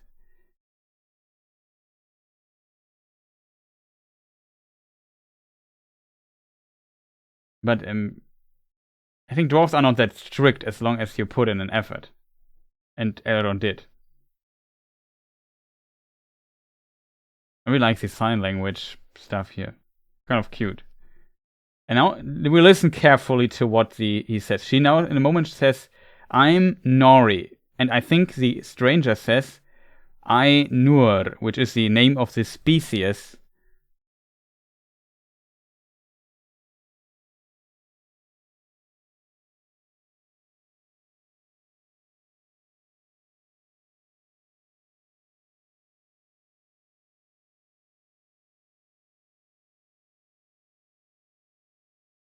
See? He said, I Nur, not I Nori. So the subtitle is wrong, but he says Ainur, and Ainur is the, or Ainu singular, Ainur plural, is the name of the species of the angels, of the spirit beings of this world.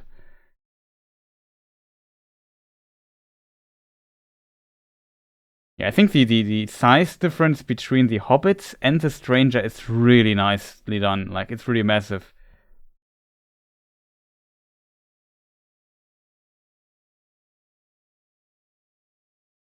I find this kind of cute. Such a cool scene, in my opinion. I like that a lot.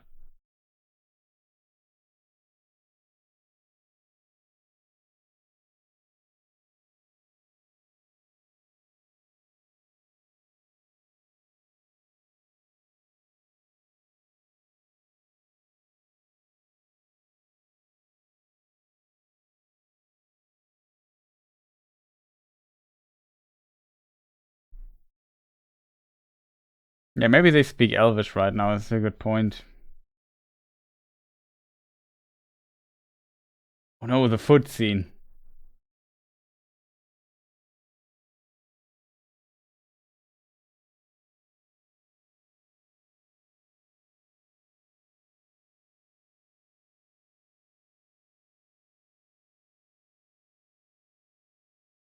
And I don't think the hook of the scene is gone. Like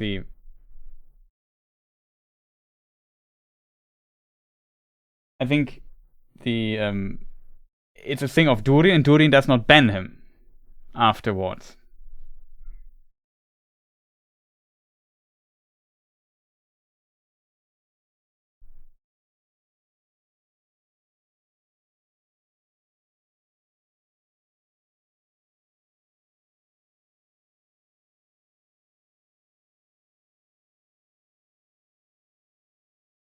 Yeah, exactly. It was not the point of the contest. The symbols here, I still like. One symbol was a mirrored G symbol, I think.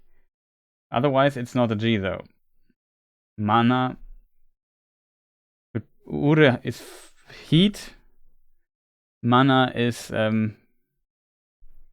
what is heat? I see his food breaks magically. Like, it's so strange. Oof, that snap. Yeah, this snap is always intense. But it feels really strange. Yeah, here, this symbol here, the last one we see, could be interpreted.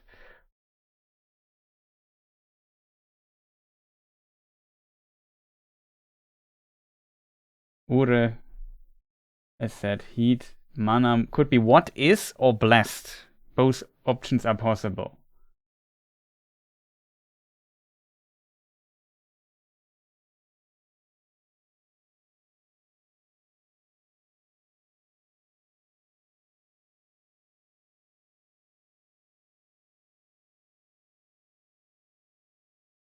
Also, Lago is kind of crazy. I'm totally fine.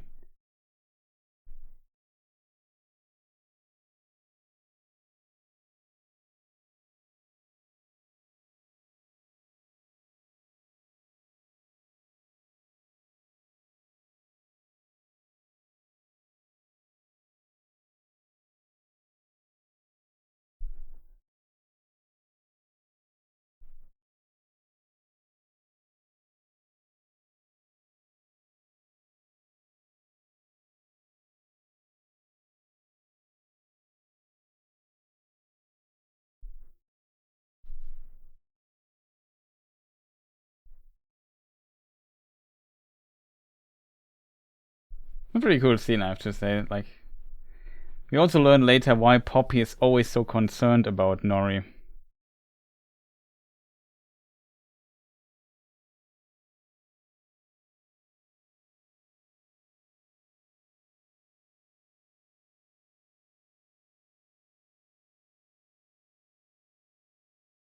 I don't know. Don't mind it too much, to be honest.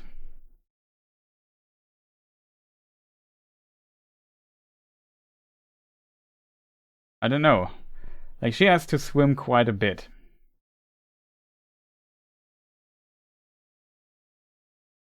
I think Middle Earth is, I don't know, 7,000 kilometers away or something like that.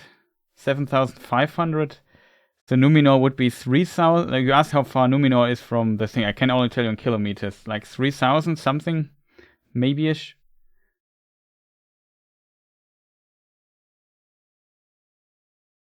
It could be even more. Depends, I guess, on several factors. There's a Jaws shot right here, yeah.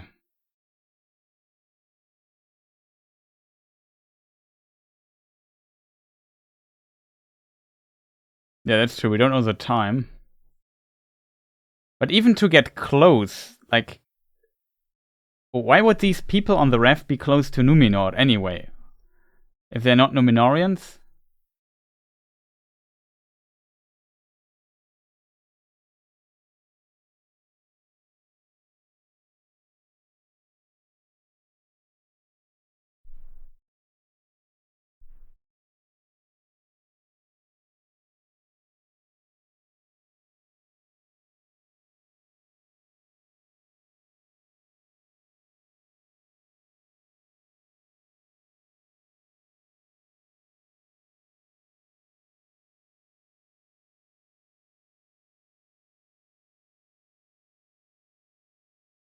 Yeah, exactly. Why would they be west of Numenor? There's no explanation for that. Like, Halbrand is really strange in this regard.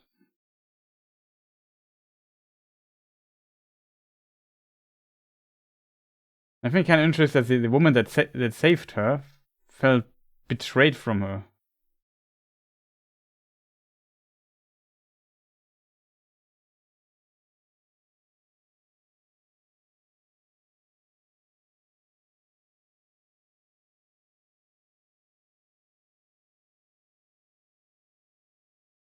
Oh. Fish dragon.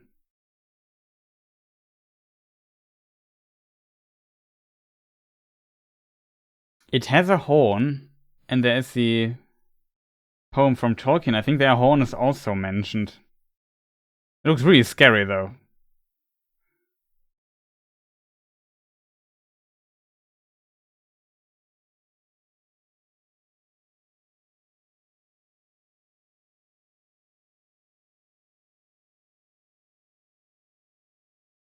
The elf led it right to us.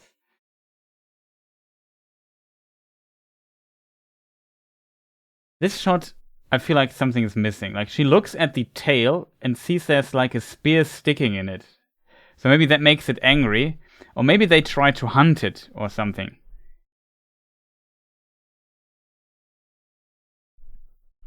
Also, Halbrand now separates the boat. Like, here you see him swim to the side. Here you see the one guy gets eaten underwater.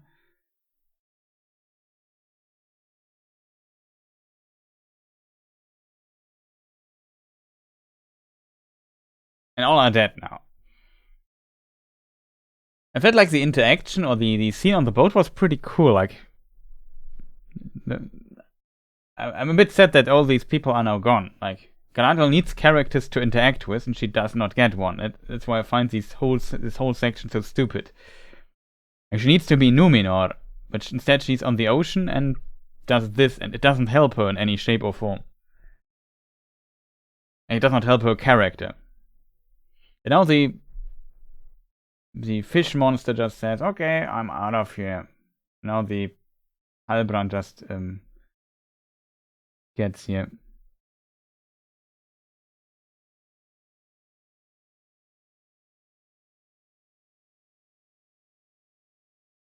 Tolkien wrote about a sea monster called Fastitokalon, or however it's pronounced, as a poem about it. It's originally not related to Lord of the Rings or his universe, but he later published it in a book related to his thing and basically made it a thing inside his world as well, in Hobbit folklore. And I assume this references it. It's more like a giant turtle, and it is, I think, on its back, and then it seems like an island in the poem. But it has a horn. So I assume that might be the reference. And yeah, the water is, of course, less infested by Morgoth's evil power compared to the landmass in Middle-earth. Basically, it's almost free from Morgoth, so that's why Morgoth and Sauron don't have really many units in the water, if that makes sense. Except for the Watcher, I guess. It's not even clear if they're associated with it or not. I think here he destroys now his axe, maybe on purpose.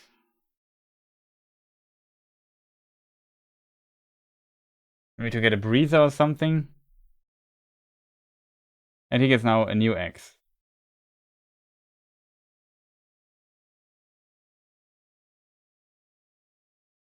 And here on the axe you can read iron in our hand. So I think he loses now or gives up. Maybe he could do the swing and continue. But he might have noticed that his friend is also at his limit.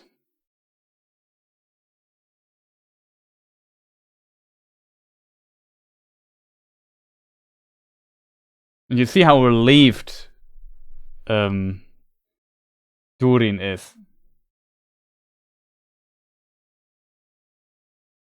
Also, look how he walks. Like, sometimes he walks like this, but it feels like he only walks after he's really exhausted.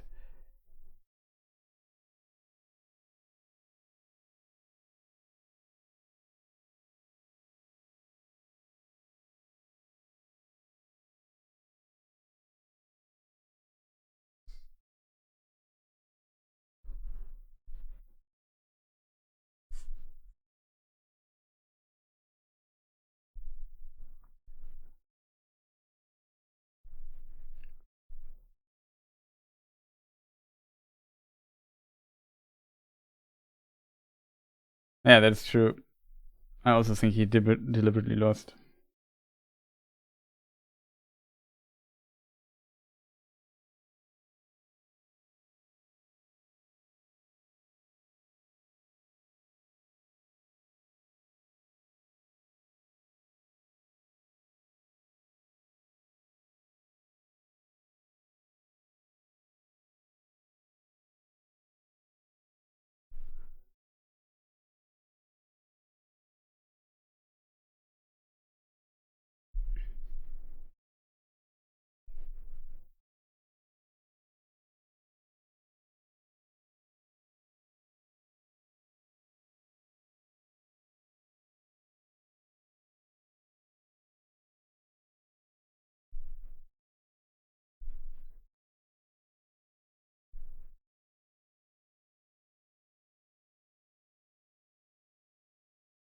Also on his collar, or whatever you want to call it, around his neck, we can read Durin Deathless, interestingly.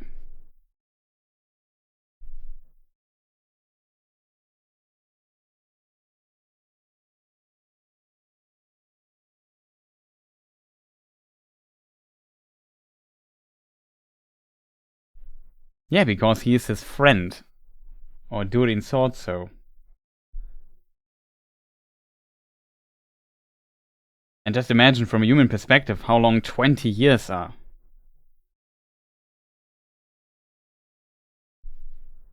That's why I think this scene, for me, it works pretty well, because it explains basically the difference between the perception of an elf and a mortal.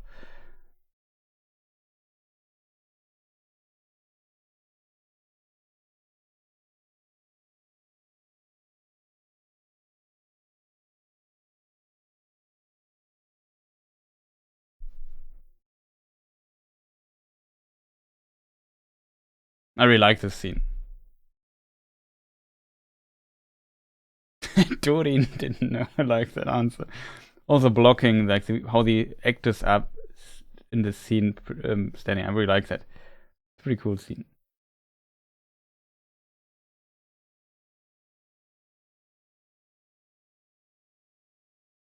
I think the left helm is the helm of Dorlomin, like a replica of it.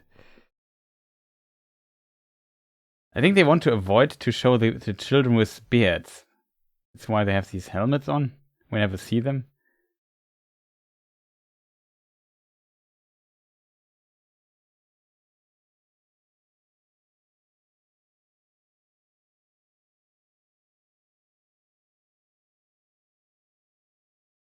Even for 200 years, that is 10% of your life. Like, if you get 100 years, it's like 10 years or so. It's a decade. A decade is still a lot.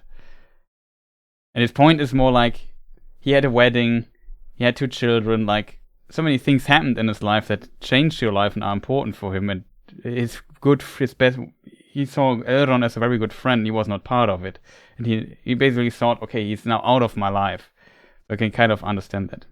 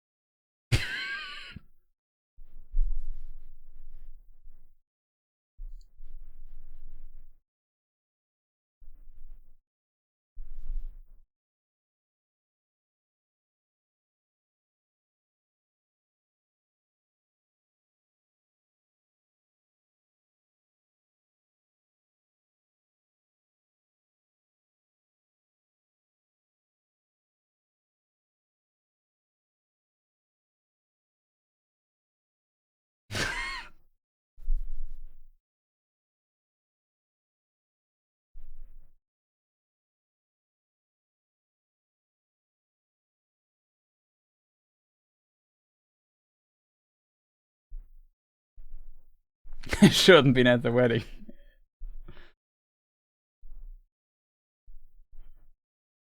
I like how Disa is a bridge between Durin and Elrond. And it's also, she's placed in the scene like that.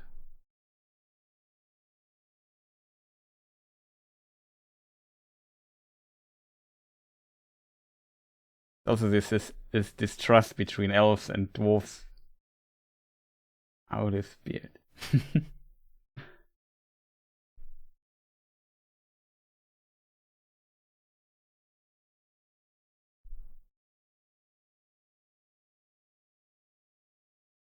Yeah, that is really strange with the 2 Durins, I agree.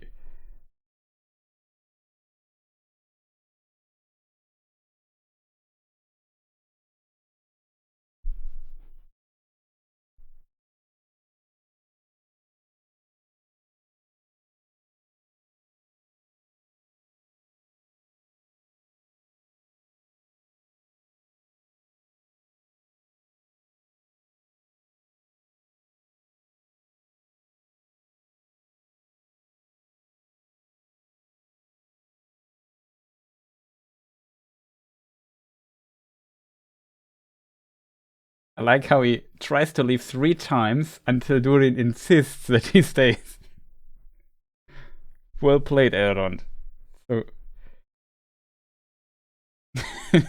these are grunts.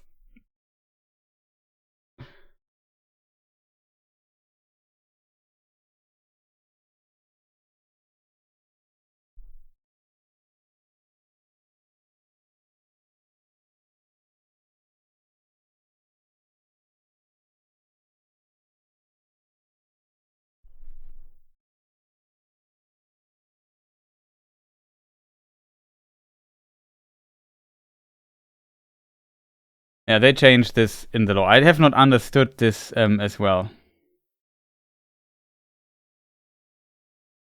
Why there are 2 Durins at the same time. I don't understand this. I don't have a good answer for that.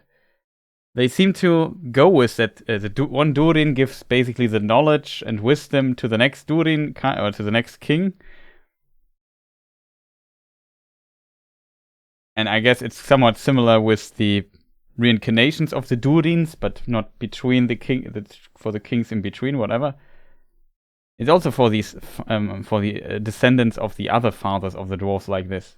There's one version where Durin basically is put to rest when he dies, and then his spirit comes back into his body, which is preserved somehow, and then this body gets back up basically, so it's the same Durin. We can find that in Nature of Middle-earth.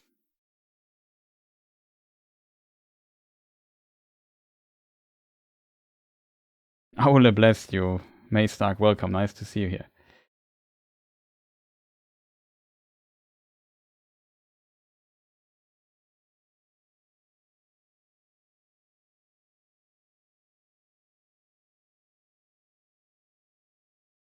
Orcs?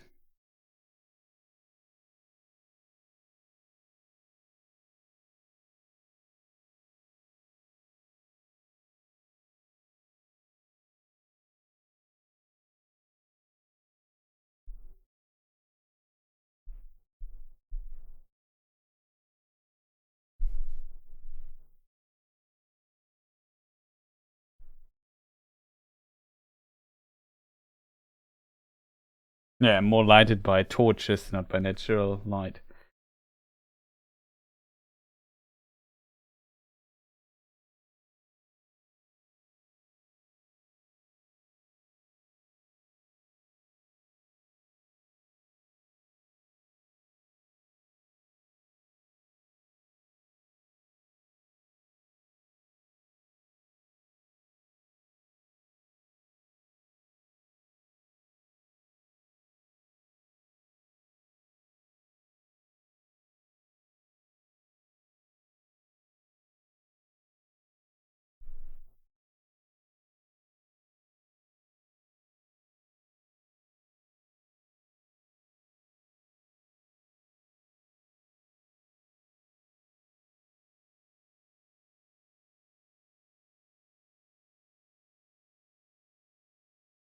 Apparently, please is not an Elvish word.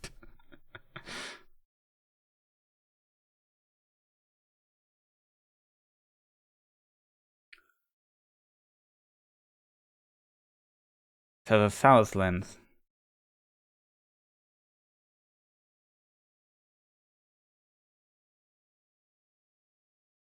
What a friendly invitation.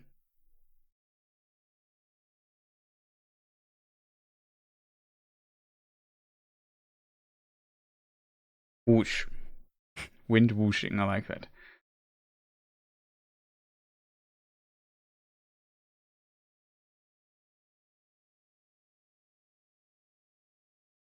Then in the background we see the tower, Tirharat. Ostirith. Here now we see what a symbol that might be similar, because we see maybe a great eagle or something.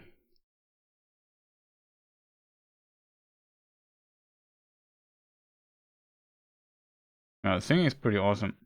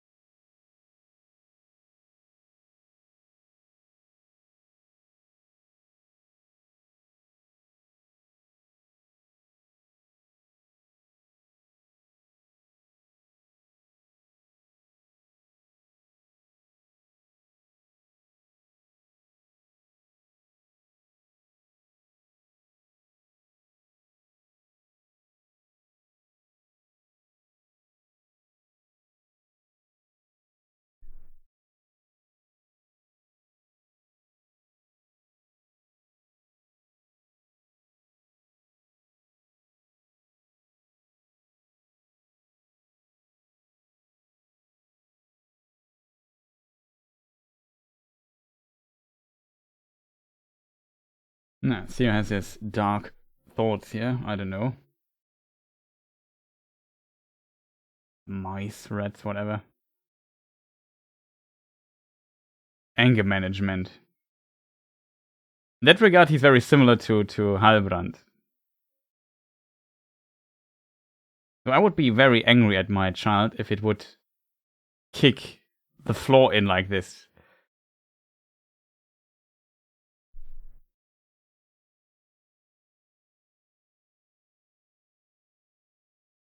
Yeah, he will distract any suspicions.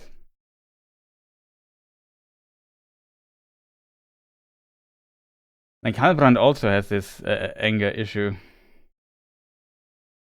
Of course, you have to push in much, much harder for him to get really angry.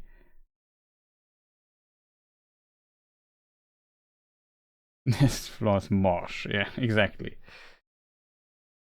And here we see like a claw from the orc that we will later see. And I assume these orcs are digging orcs, because they have different hands than the other orcs. Maybe a special breed of orcs. Rotten, yeah. So the German word marsh is pretty cool. I like it. Is there a similar word in English?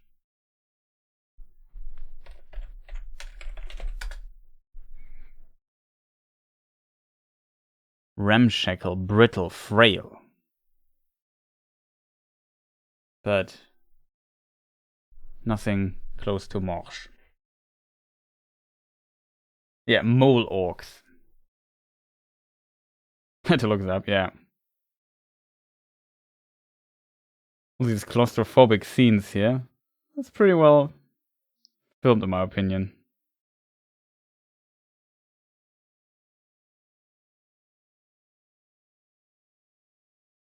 And the lantern is out.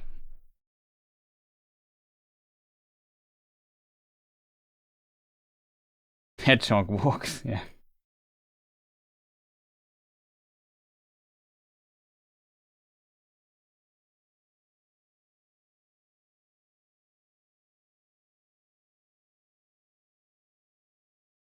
Yeah, maybe, but I guess the others got captured anyway, so it doesn't matter. I assume they are searching for Arondi in the meantime and got captured there. Bloop. I was right that this was kind of an early scene before was captured, because here his armor is still intact.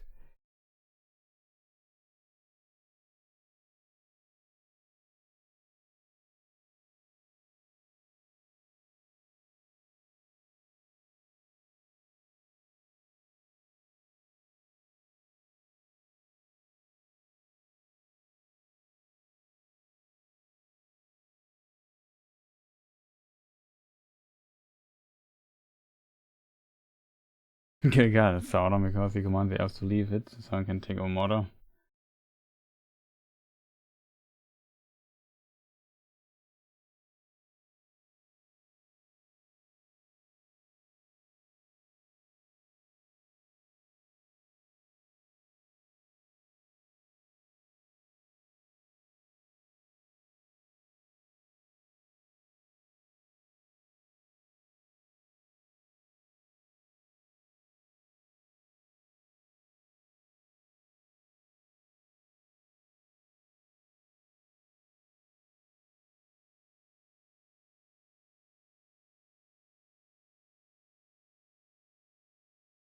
Damn strange. I guess you can't let her son alone there with the orc. I don't know why they just run both away.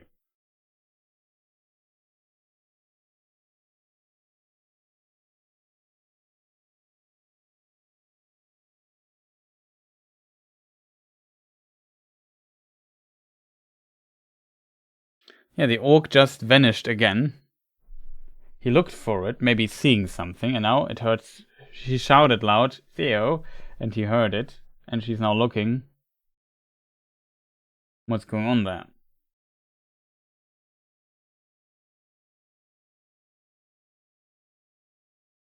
I Theo was hiding. So it's, yeah, well, right, it's a bit strange, because the eye has seen Theo, so it should know it's there.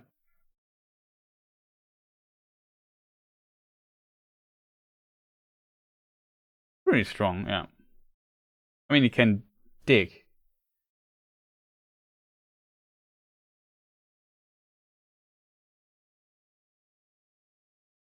Very intense reaction by Bronwyn there. Like, it sells the scene pretty well, though, in my opinion.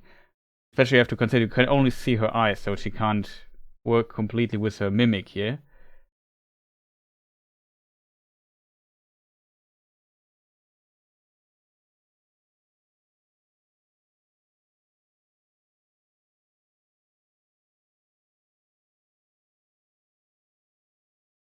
And he flipped the table.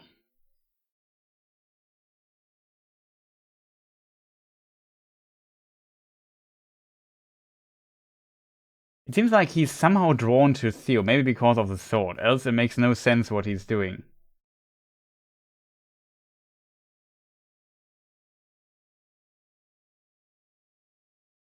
This thing is really scary.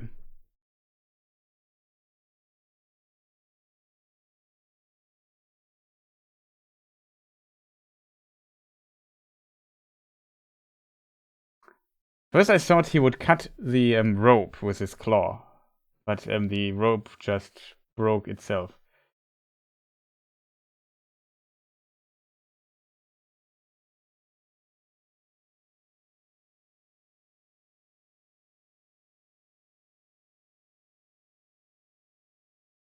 And this is so strange. We make for the Elven Tower at first light. So they have time, and if you look outside of the window, you see it's still bright outside, so it's still day.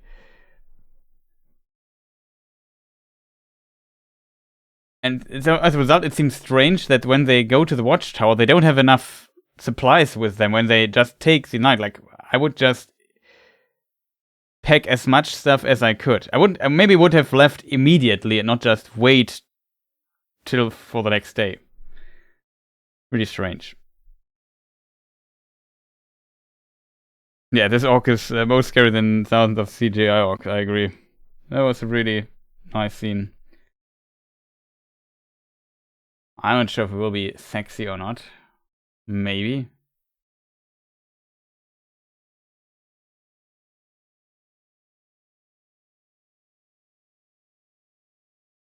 Yeah, the super fan. I could not watch it.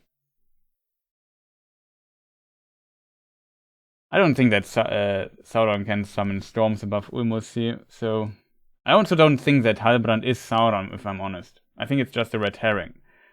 He's like, the scenes are composed and designed in a way that we speculate about that. I mean, it could still be like, but I think it might not be him. I think he maybe becomes the Witch King or the King of the Oathbreakers, something like that.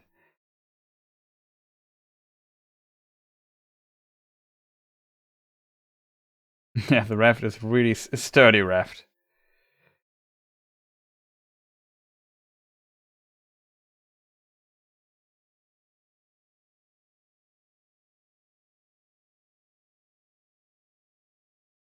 Yeah, it's true. He calls him the beautiful servant. That's a very good observation, Rodwald.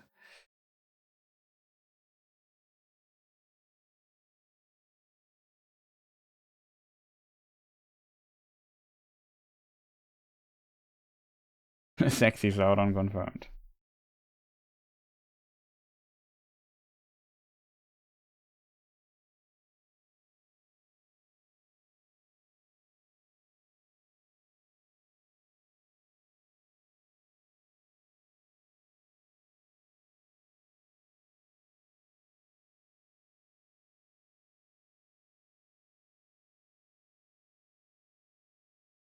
Okay, we're getting close to the end of the episode.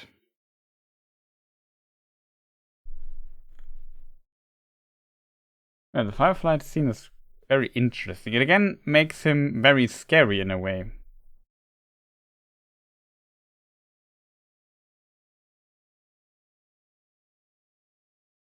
Like I said, Dan from or Dan, aka Voice of Geekdom, and me also have the theory that he might be what later in Hobbit folklore leads to the creation of the poem the man in the man in the moon poem. There are two of the poems about him. One is in Lord of the Rings, one is not. And in the one that is not from Lord of the Rings, he's also described as when he falls down on Earth like a meteor. So maybe that is what reference. It doesn't mean he is the man in the moon, but I'm just saying it might be the reference for the poem. If he is the man in the moon, then he's Telion or something, but it would be strange. It would explain though why he's looking for stars, because he's always looking for Aryan, and the sun is a star as well, so kind of strange. Very curious what's revealed more about him in the show. He also speaks Quenya, that is fitting for Aman as well. He could be Sauron as well. But currently I don't believe he's Sauron either.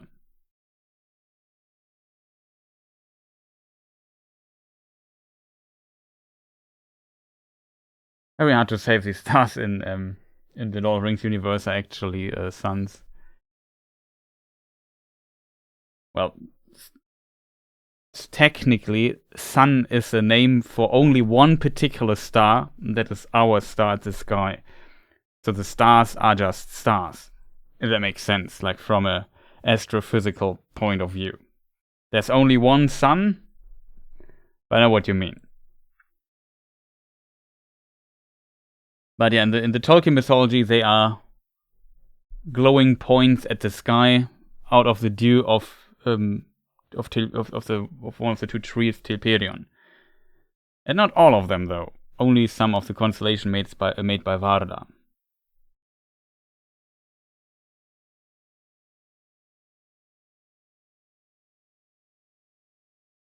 Question is what the star constellation there means. Also interesting that Nori can remember this.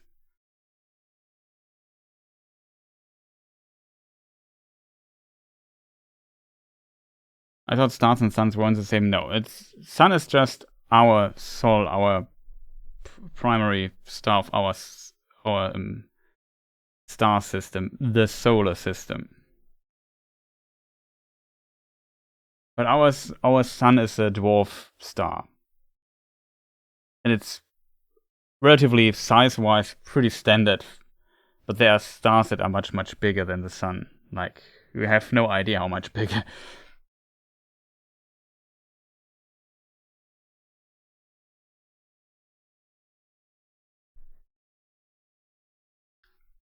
A star maker. Or star constellation maker. Yeah, exactly. You can see the fireflies reflecting in his eyes like Galadriel in Lord of the Rings. You also have these reflection, which is representation for her seeing the light of the trees and in Valinor. And he's clearly from potentially there.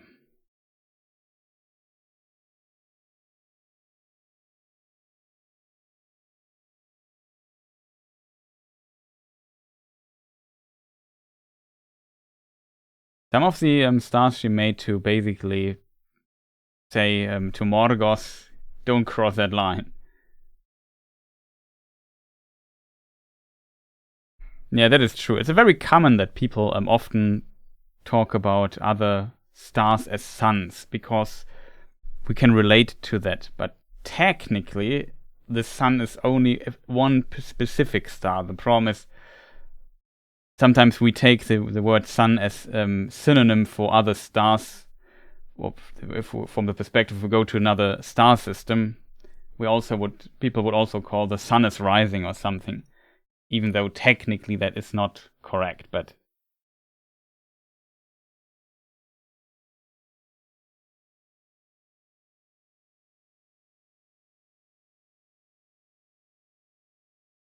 yeah, exactly. It's just it became a kind of a synonym, but in a way, we have other terms that also describes it pretty well without using the term sun. Like, for example, on Star Wars, you also say the twin suns are rising on Tatooine. And there even 3 suns? I forgot.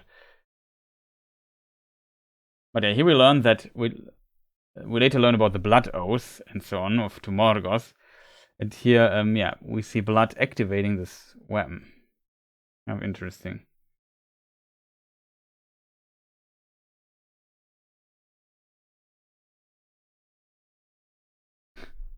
Yeah, Alpha Centauri is rising, does not roll the tongue that easy. That is true. Yeah, the moon might be the same thing, even though... For moon, though, it's a bit different, I feel. Usually, technically, you would call it a satellite and not a moon. But I think even in astrophysics or astronomy, people often refer to the satellites of other planets, if they classify, I guess, for it, also as moon. I think it's... As a result, you could make the same argument for the sun, though. I think satellite is still... Oh, so the Saint going well. Nice to see you. Welcome.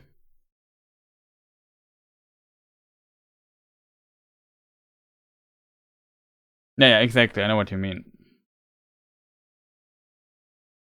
I feel like the word star is also more established than the word satellite, if that makes sense. Or a moon.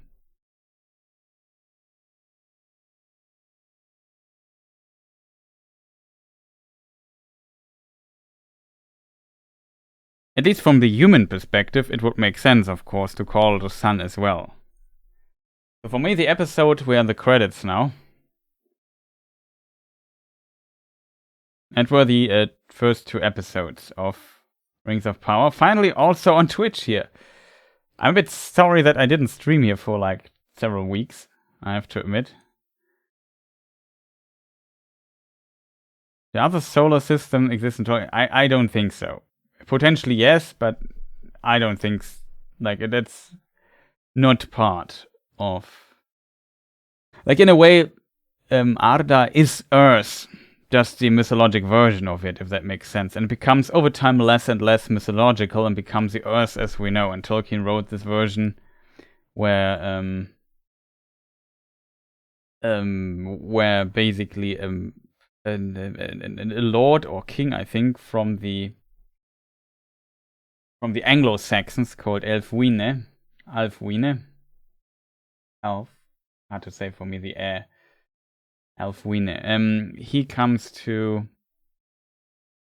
he finds a straight road and visits Aman, and there he meets the elves, and then he learns from them the law and brings it back to the world, basically. Quite interesting. Yeah, it's a mythological sandbox. That's interestingly said.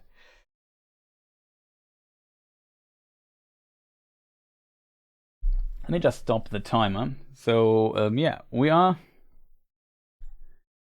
now through episode 3. If it wouldn't be that late already, and if I would not have streamed for some hours already, like 2, with some preparation went into the other stream that was today on the YouTube main channel. For people not knowing, we had the... What is it called? The Rings of Power roundtable there, with the Broken Sword, Fellowship of Fens, Harry and Penguin, and also Helen the Clueless Fangirl were there. We discussed episode number 4 there, as preparation for the awesome other stuff.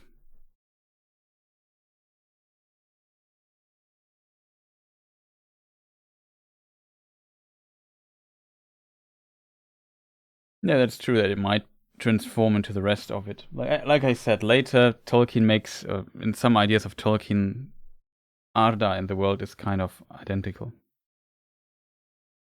I know it exists, and it's Corey Olsen's project to cover the show. I have not followed it because I'm just simply currently too busy to watch anything outside making my own videos. Though I think I have maybe looked a bit into one of his things he did, and yeah, pretty nice stuff that he's doing, of course. High quality, I have to admit. Can't keep up with that, I have to admit as well. But of course I have to also, like, I don't know, get my own stuff done. I'm still having my review and analysis. Like, that is why I also for future episodes like tomorrow, I will make a dedicated review, and it will be short, because I simply don't have the time to form more to make a full fleshed out analysis video, because the current one, I have to admit, because I didn't like episode 4 that much, I felt less pressured to finish the episode through 3 analysis, and it's very long. Like it's a scripted video, it's 15 pages of text, it's over an hour long, and that makes it kind of annoying already to produce. Like, it's a lot to read. Like, it takes forever to just read 15 pages of text when you're not a native speaker, and have to maybe make some changes to the script. I just noticed something while doing the other stuff, so I might add this to the script as well. And then you never get done with this video. Currently, I struggle a lot with this particular video, which is very unfortunate. So I will just do a shorter video for that. We will, of course, have tomorrow an analysis stream on the main channel as well, on YouTube though, not on Twitch. And there we go through the episode. And for people wondering, Harry today spoiled, or it's not a spoiler, he just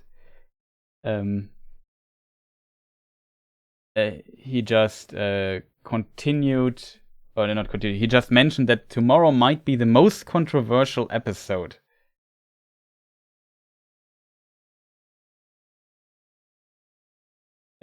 So far. So very curious to see what might be so controversial about this episode.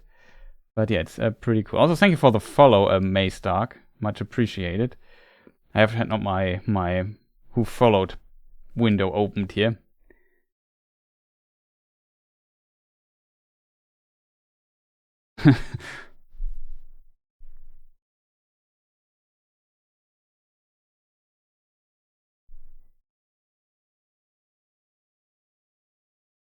No, not 1 hour. Like I said, 1 hour is not short. Like, for streaming content, an hour is not that long. Like, I can fill easily an hour, 2 or 3 when I stream and do live content like this. But if I have to write a video, like if it's 1 hour long, you have no idea how much work it is to produce it. Maybe you have an idea, but it can tell you it's a lot of work to produce a scripted video that's an hour long. Especially if you have to do a lot of research. Like, there are different layers of quality. Like, I'm not sure, there's some strange, some rule. I'm not sure how it's called in English. I also forgot how it's called in German. But sometimes, I don't know, it goes like this. Like, to get 90% of your work done, you also need like 90% of the estimated time. And for the last 10%, you need another 90% of the time. It's some kind... some way always like this. I feel like I start making my video, and then like for example, a good example for why stuff sometimes takes a bit is definitely trying to connect things, trying to find stuff out, doing some research, finding out quotes, maybe translating or transcribing some stuff that we have seen written inside one of these episodes, and so on. Like, all this eats up a lot of time, and sometimes it's also kind of laziness, because sometimes my energy is just, especially for this episode 3 analysis video, even though I liked episode 3, but it was just too much work, and I feel like, okay, now it's so late that it won't get that many views anyway, so I can just slowly work on it, but I would really like to complete it soonish. But yeah, it's just unfortunate that I didn't make the episode 3 analysis video before episode 5 came out. But yeah, here we are. Tomorrow will be a busy day though, so I definitely won't complete it. And I also plan on maybe recording like a halftime video on German for the German channel as well, so we finally get some content on the German channel. But it will be just a freestyle video. As said, like doing scripted stuff, I'm not sure. The review though, as said, I would try to have it like 12-15 minutes at most for episode 5. Depends on how much there is to say. And I try to complete that tomorrow. So there will be a stream. Maybe later tomorrow a watch party on the YouTube channel again for episode 5. And then I will post the scripted review video. Most likely I will script it. Depends on how much I have to say. And then, I don't know, maybe Sunday or so we watch episodes 3 and 4. Maybe if I have time we could watch all 3 episodes, so 3, 4 and 5. something like that. Because I also want to have some content here on the Twitch channel, because I enjoy streaming on Twitch a bit more than on YouTube. The best thing about YouTube streaming is that usually I have a lot more viewers, and the chat is, even though I really appreciate how active the chat today was. I definitely streamed here though in the past where the chat was not that active. So that's always a bit of a bummer, I feel, because I enjoy the chat interaction quite a lot. And that makes it always a bit unfortunate if it's very quiet here in chat. So I reach definitely more people over on YouTube, that is for sure. But I feel like the whole platform Twitch I enjoy for streaming quite a bit more compared to YouTube. Problem is I have to get up in less than 6 hours, so I can't stream that long anymore.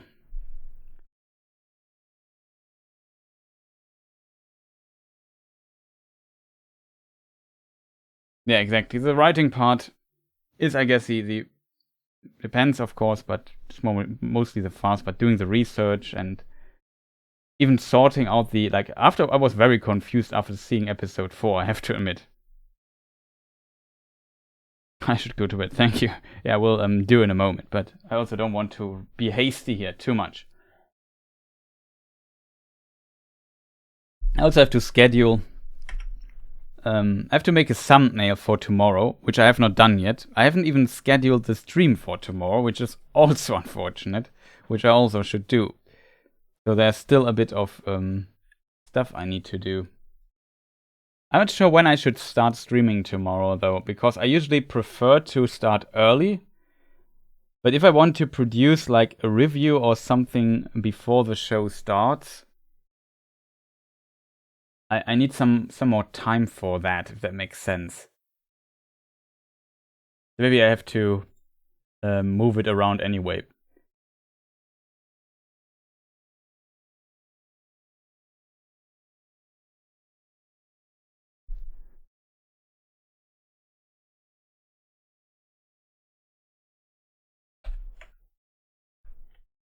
Episode 5, The Rings of Power.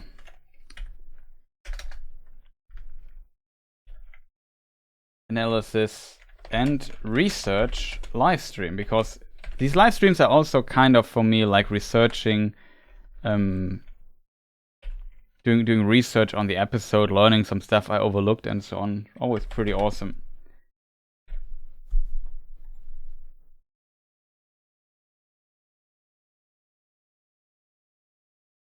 Let me just put Mr. Chat here to a place I can see you guys better while doing stuff on my main monitor.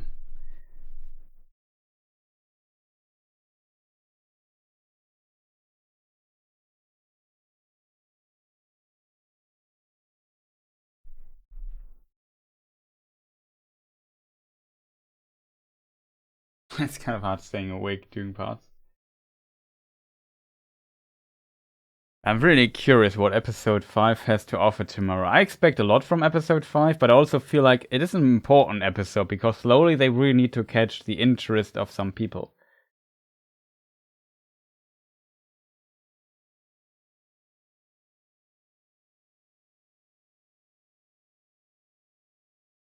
You had a nap during the first episode? I did not have a nap there, I have to admit. I didn't notice that I was quiet for such a long time that it was noticeable. Maybe I muted myself for a moment and forgot to unmute me or something like that.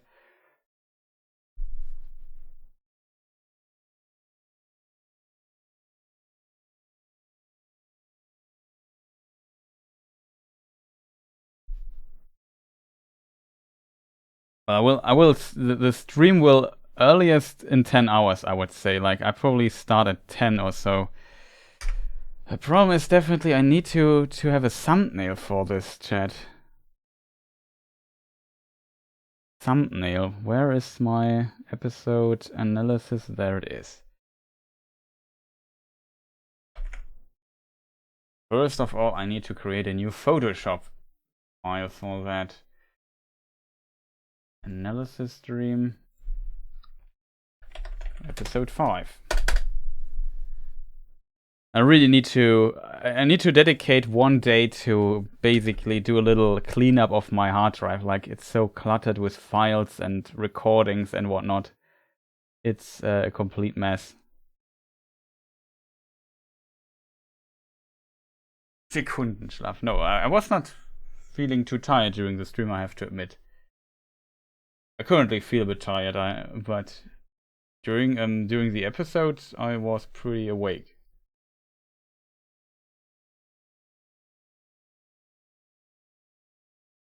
Oh yeah, sleep well if it's 1 a.m. for you. For me, it's 12 a.m. So yeah, sleep well. Wafro Burger.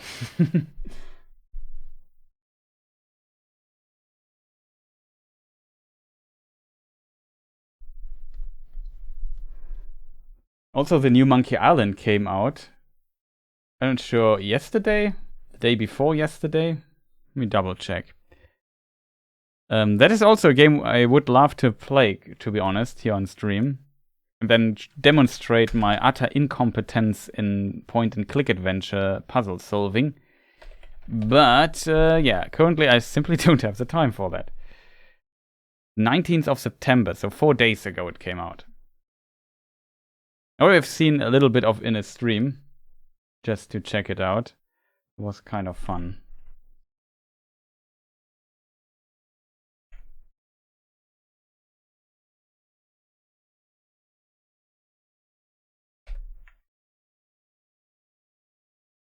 The question is always, what image should I take? Let me just check. How did the episode 4 end?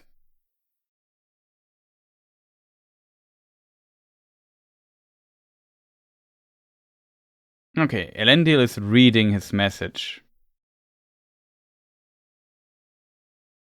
Looking for conscripts.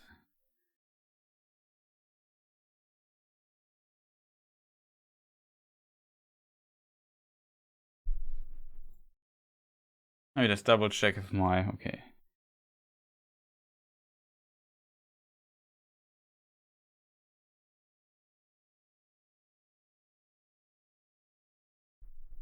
Could try that.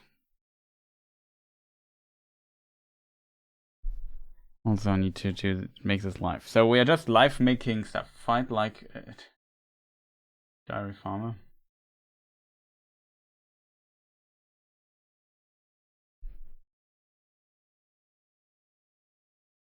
Yeah, it seems like it's really good. It's also made by Ron Gilbert. So the Monkey Island OG. I have to admit, I like the art style, but I don't like the art style of the characters. But you get used to it. Like, if you see it a while, you get completely used to it. It's so far well written and very fun. Yeah, the Beleidigungsfechten was very fun.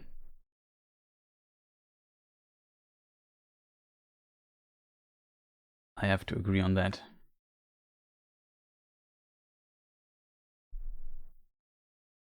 So the question is always, what do I have to offer screenshot-wise here on my end?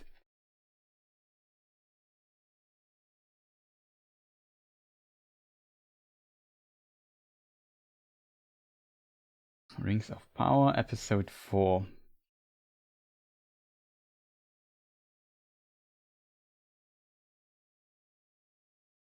I made a bunch of screenshots the other day for episode 4, but that one I have not made. Okay. What's also important, of course, I need to show you footage here in the streams.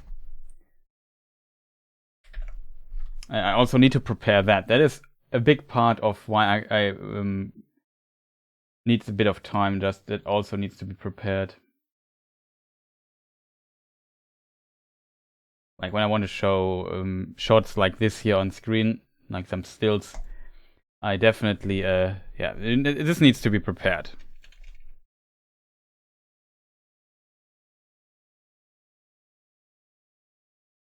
And I also have like a very cool setup here that I can actually record this in 4K resolution.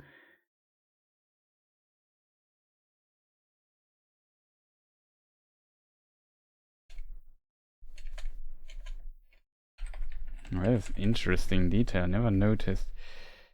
This particular shot, they struggle a bit with focusing on Galadriel's face for whatever reason. That is interesting. Yeah, this is. What do you think of this shot for the thumbnail? Like, usually I like these close-ups a lot. It's the last scene in the episode.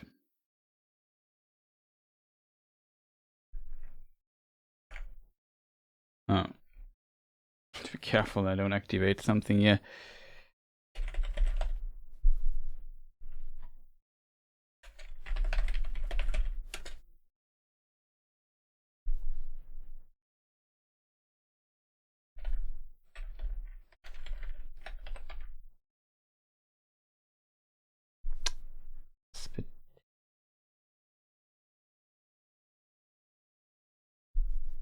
Need to look up the word. In stream today I also want to say Freiwillige, but what does it mean?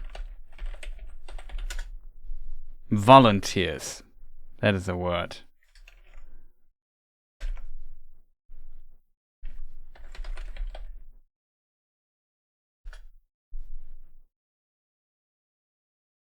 Because it seems like they are not conscripts. They are not. It's not a duty to do this. They have to do this. Yeah, they have to volunteer.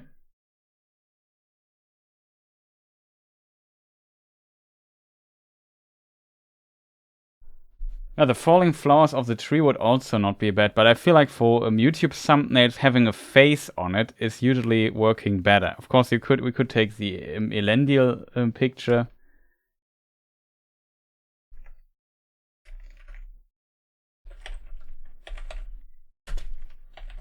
Also, very important, if you make screenshots like this, you always name them in a way you can find them.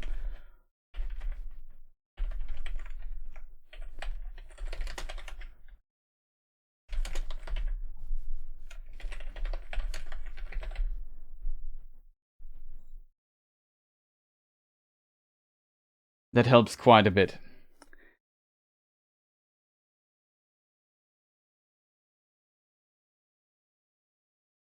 Another scene we could for sure use is this one here for the thumbnail.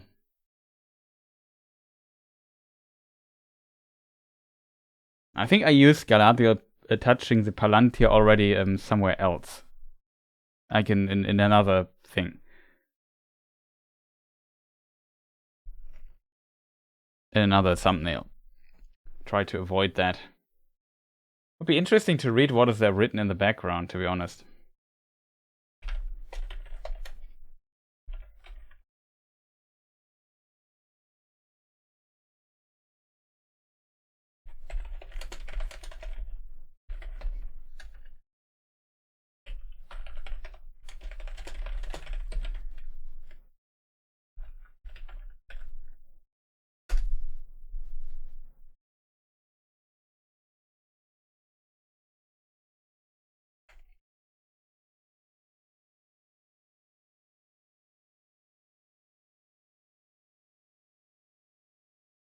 Did you people see the teaser for next episode?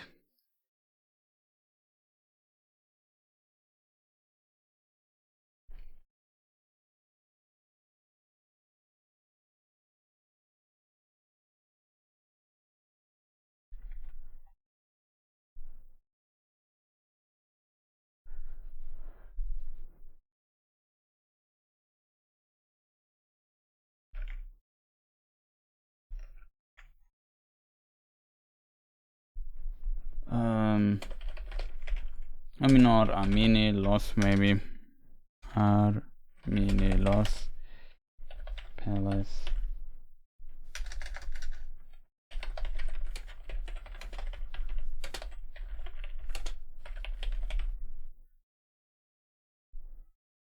What is the English word for this again? Petals? Yeah, petals. No, I skipped them on purpose. Yeah, okay. Makes complete sense. I fear, though, that we also might get a little bit of setup still next episode. We're curious how much it is, though. I hope they finally get the story going. I'm also very curious, like from the trailers, we know there's also this priestess, let's call her Eminem, Nas girl, and very curious what's going on with her. Like, she's not even introduced yet, and we are in episode 5. So very curious to see what's going on with there. Okay. Now I have some more options for the thumbnail. That's good. I mean, you could also use the 2 dwarfs. Not gonna lie.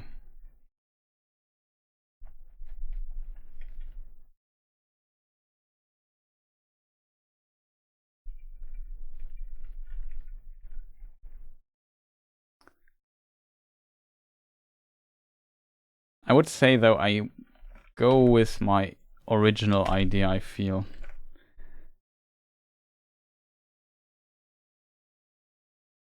And then when the show is out, I can use an actual image from episode 5 for the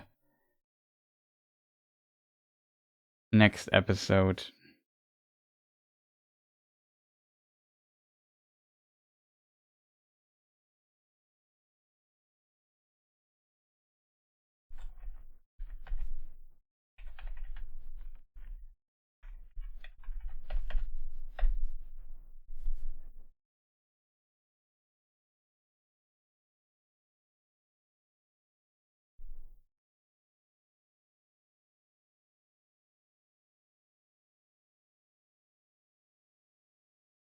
Yeah, it seems to be too early if they just go to Middle Earth. I could imagine that they only go to Middle Earth in episode 6, but you have to think, we only have, like, we know they must go to Middle Earth and fight the orcs. We saw a bit of this already in some trailers. So we know that will happen in season 1. And we only have 3 episodes left for that to happen. I'm not sure how big that will be, but yeah, we will probably find out. Let me just think. Let me just save this.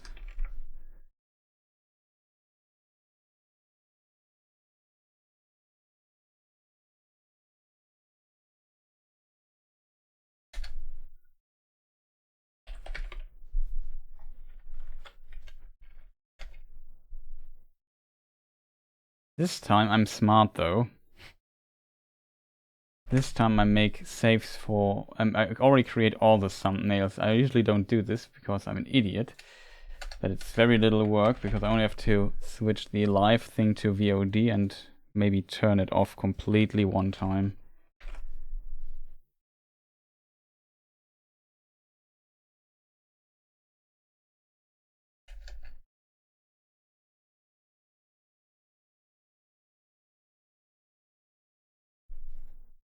I can also show it to you in a moment. So that's how it looks. I know, not very spectacular, but you can spend a lot of time with thumbnails, so I don't want to overdo that.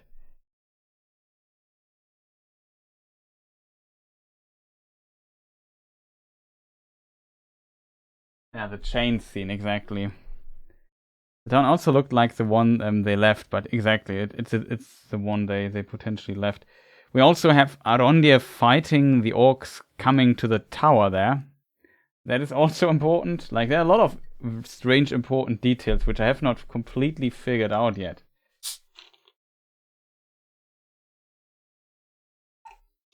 Let's drink something.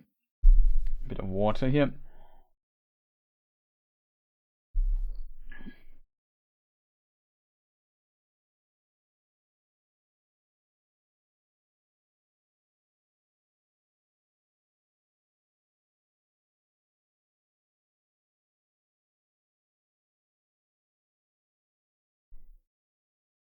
Yeah, exactly. That's what I mean. Adar marching with the orcs to the tower. That's also missing. A lot of stuff, but I definitely would assume that Galadriel's arc, and I think that is what we might see next episode. That Adar is storming to this tower there. What then there happens exactly? Don't ask me. But I assume they will get into trouble, maybe somehow escape or so, and then the orc then the Numenorians come to Middle-earth and help out and save the day or something in the last few episodes. That's how I imagine it to be. And then there might be some big plot twist at the end. That's what I would expect from season 1.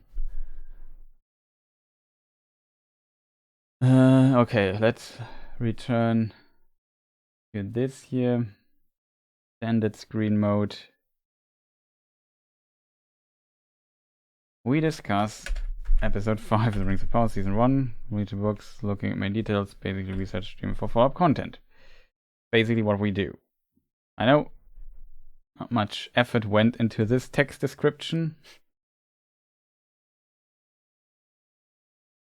What can I do? At least people hopefully are informed in time that tomorrow there will be a stream. That's the most important part. Should have probably scheduled it even earlier. But yeah, I was just busy today.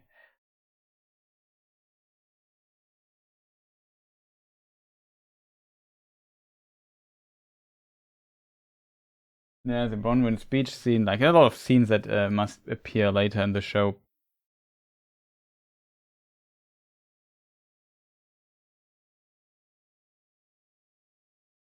Okay, so I have that. Playlists and live streams. Yeah, that is also okay. Oh, show more. Need to switch this to episode 5.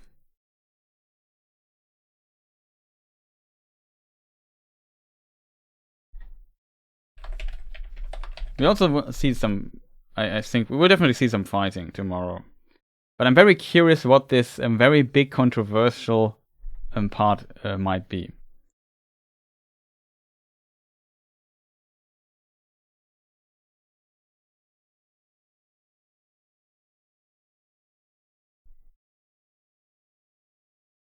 Next, public. Yeah, date is correct. The question is, when do we start tomorrow? So I watch it at 6, ideally. Then I'm done at 7. Maybe 3 hours are enough to do my stuff. Yeah, let's try with 10:50 a.m. for my perspective.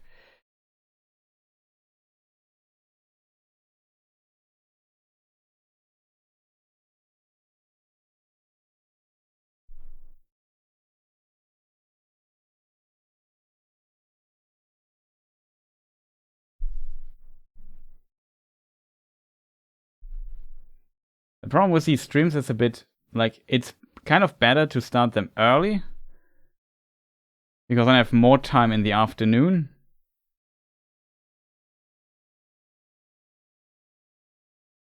But yeah, I don't know. Usually it would be much smarter to delay it to the afternoon or so.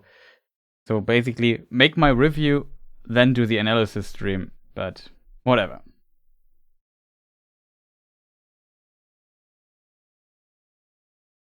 Need to see it if I've got time in the morning.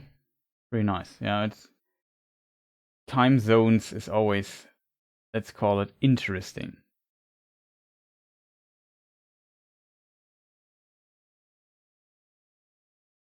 So did I set up the right thing? Yes, I did. Awesome. Already has a like, much appreciated. I can post the link here in chat in case people are interested. So we have from now 10 hours, like 9 hours and I don't know, 40 minutes or so. Fun to Mars.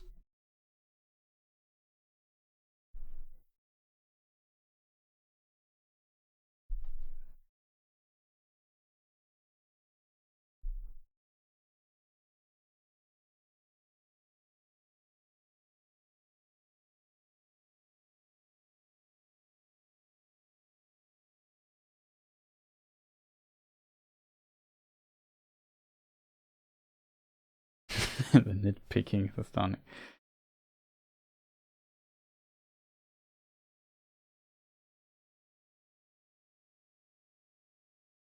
I just had looking at comments for the show.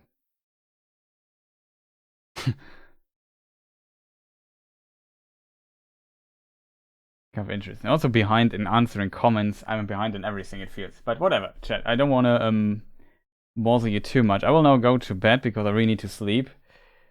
And it will be a shorter night than I hope, but whatever.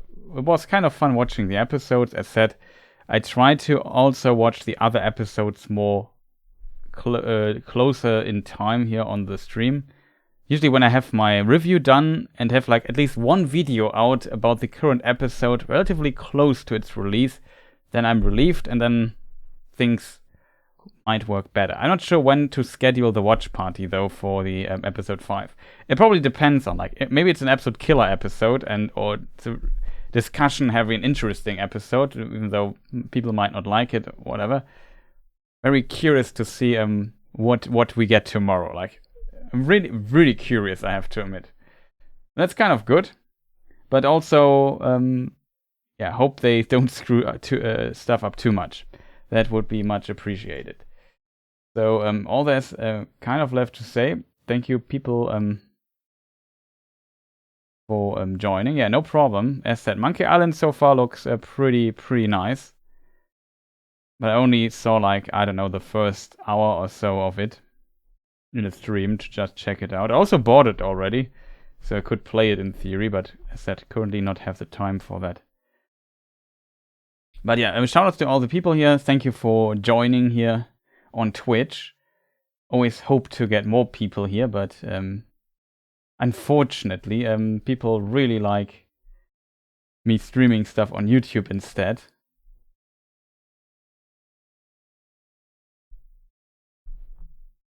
But yeah, what can I do? I wish you a fantastic rest of the day. Or a good night, wherever you are, whenever you watch this. If you watch this as a VOD on YouTube, because it will be uploaded on my archive. Not tomorrow, but on Sunday or so, because there is like a 24-hour exclusivity when I stream here on Twitch, because I'm an affiliate, so I can't just straight upload it to YouTube and put it in public, make it public there. I just have to wait 24 hours. That would be in the middle of the night, so I just wait a couple of more hours to release it on day. Whatever. Does not have to bother you, but in case you wonder. And then, stuff here is on archive. If you watch it on YouTube, though, feel free to press the like button and, write a comment, even though I might miss your comment. And, bot is not working. What is going on there? But yeah, all the YouTube stuff. Thank you, people, for watching, and see you next time. Goodbye.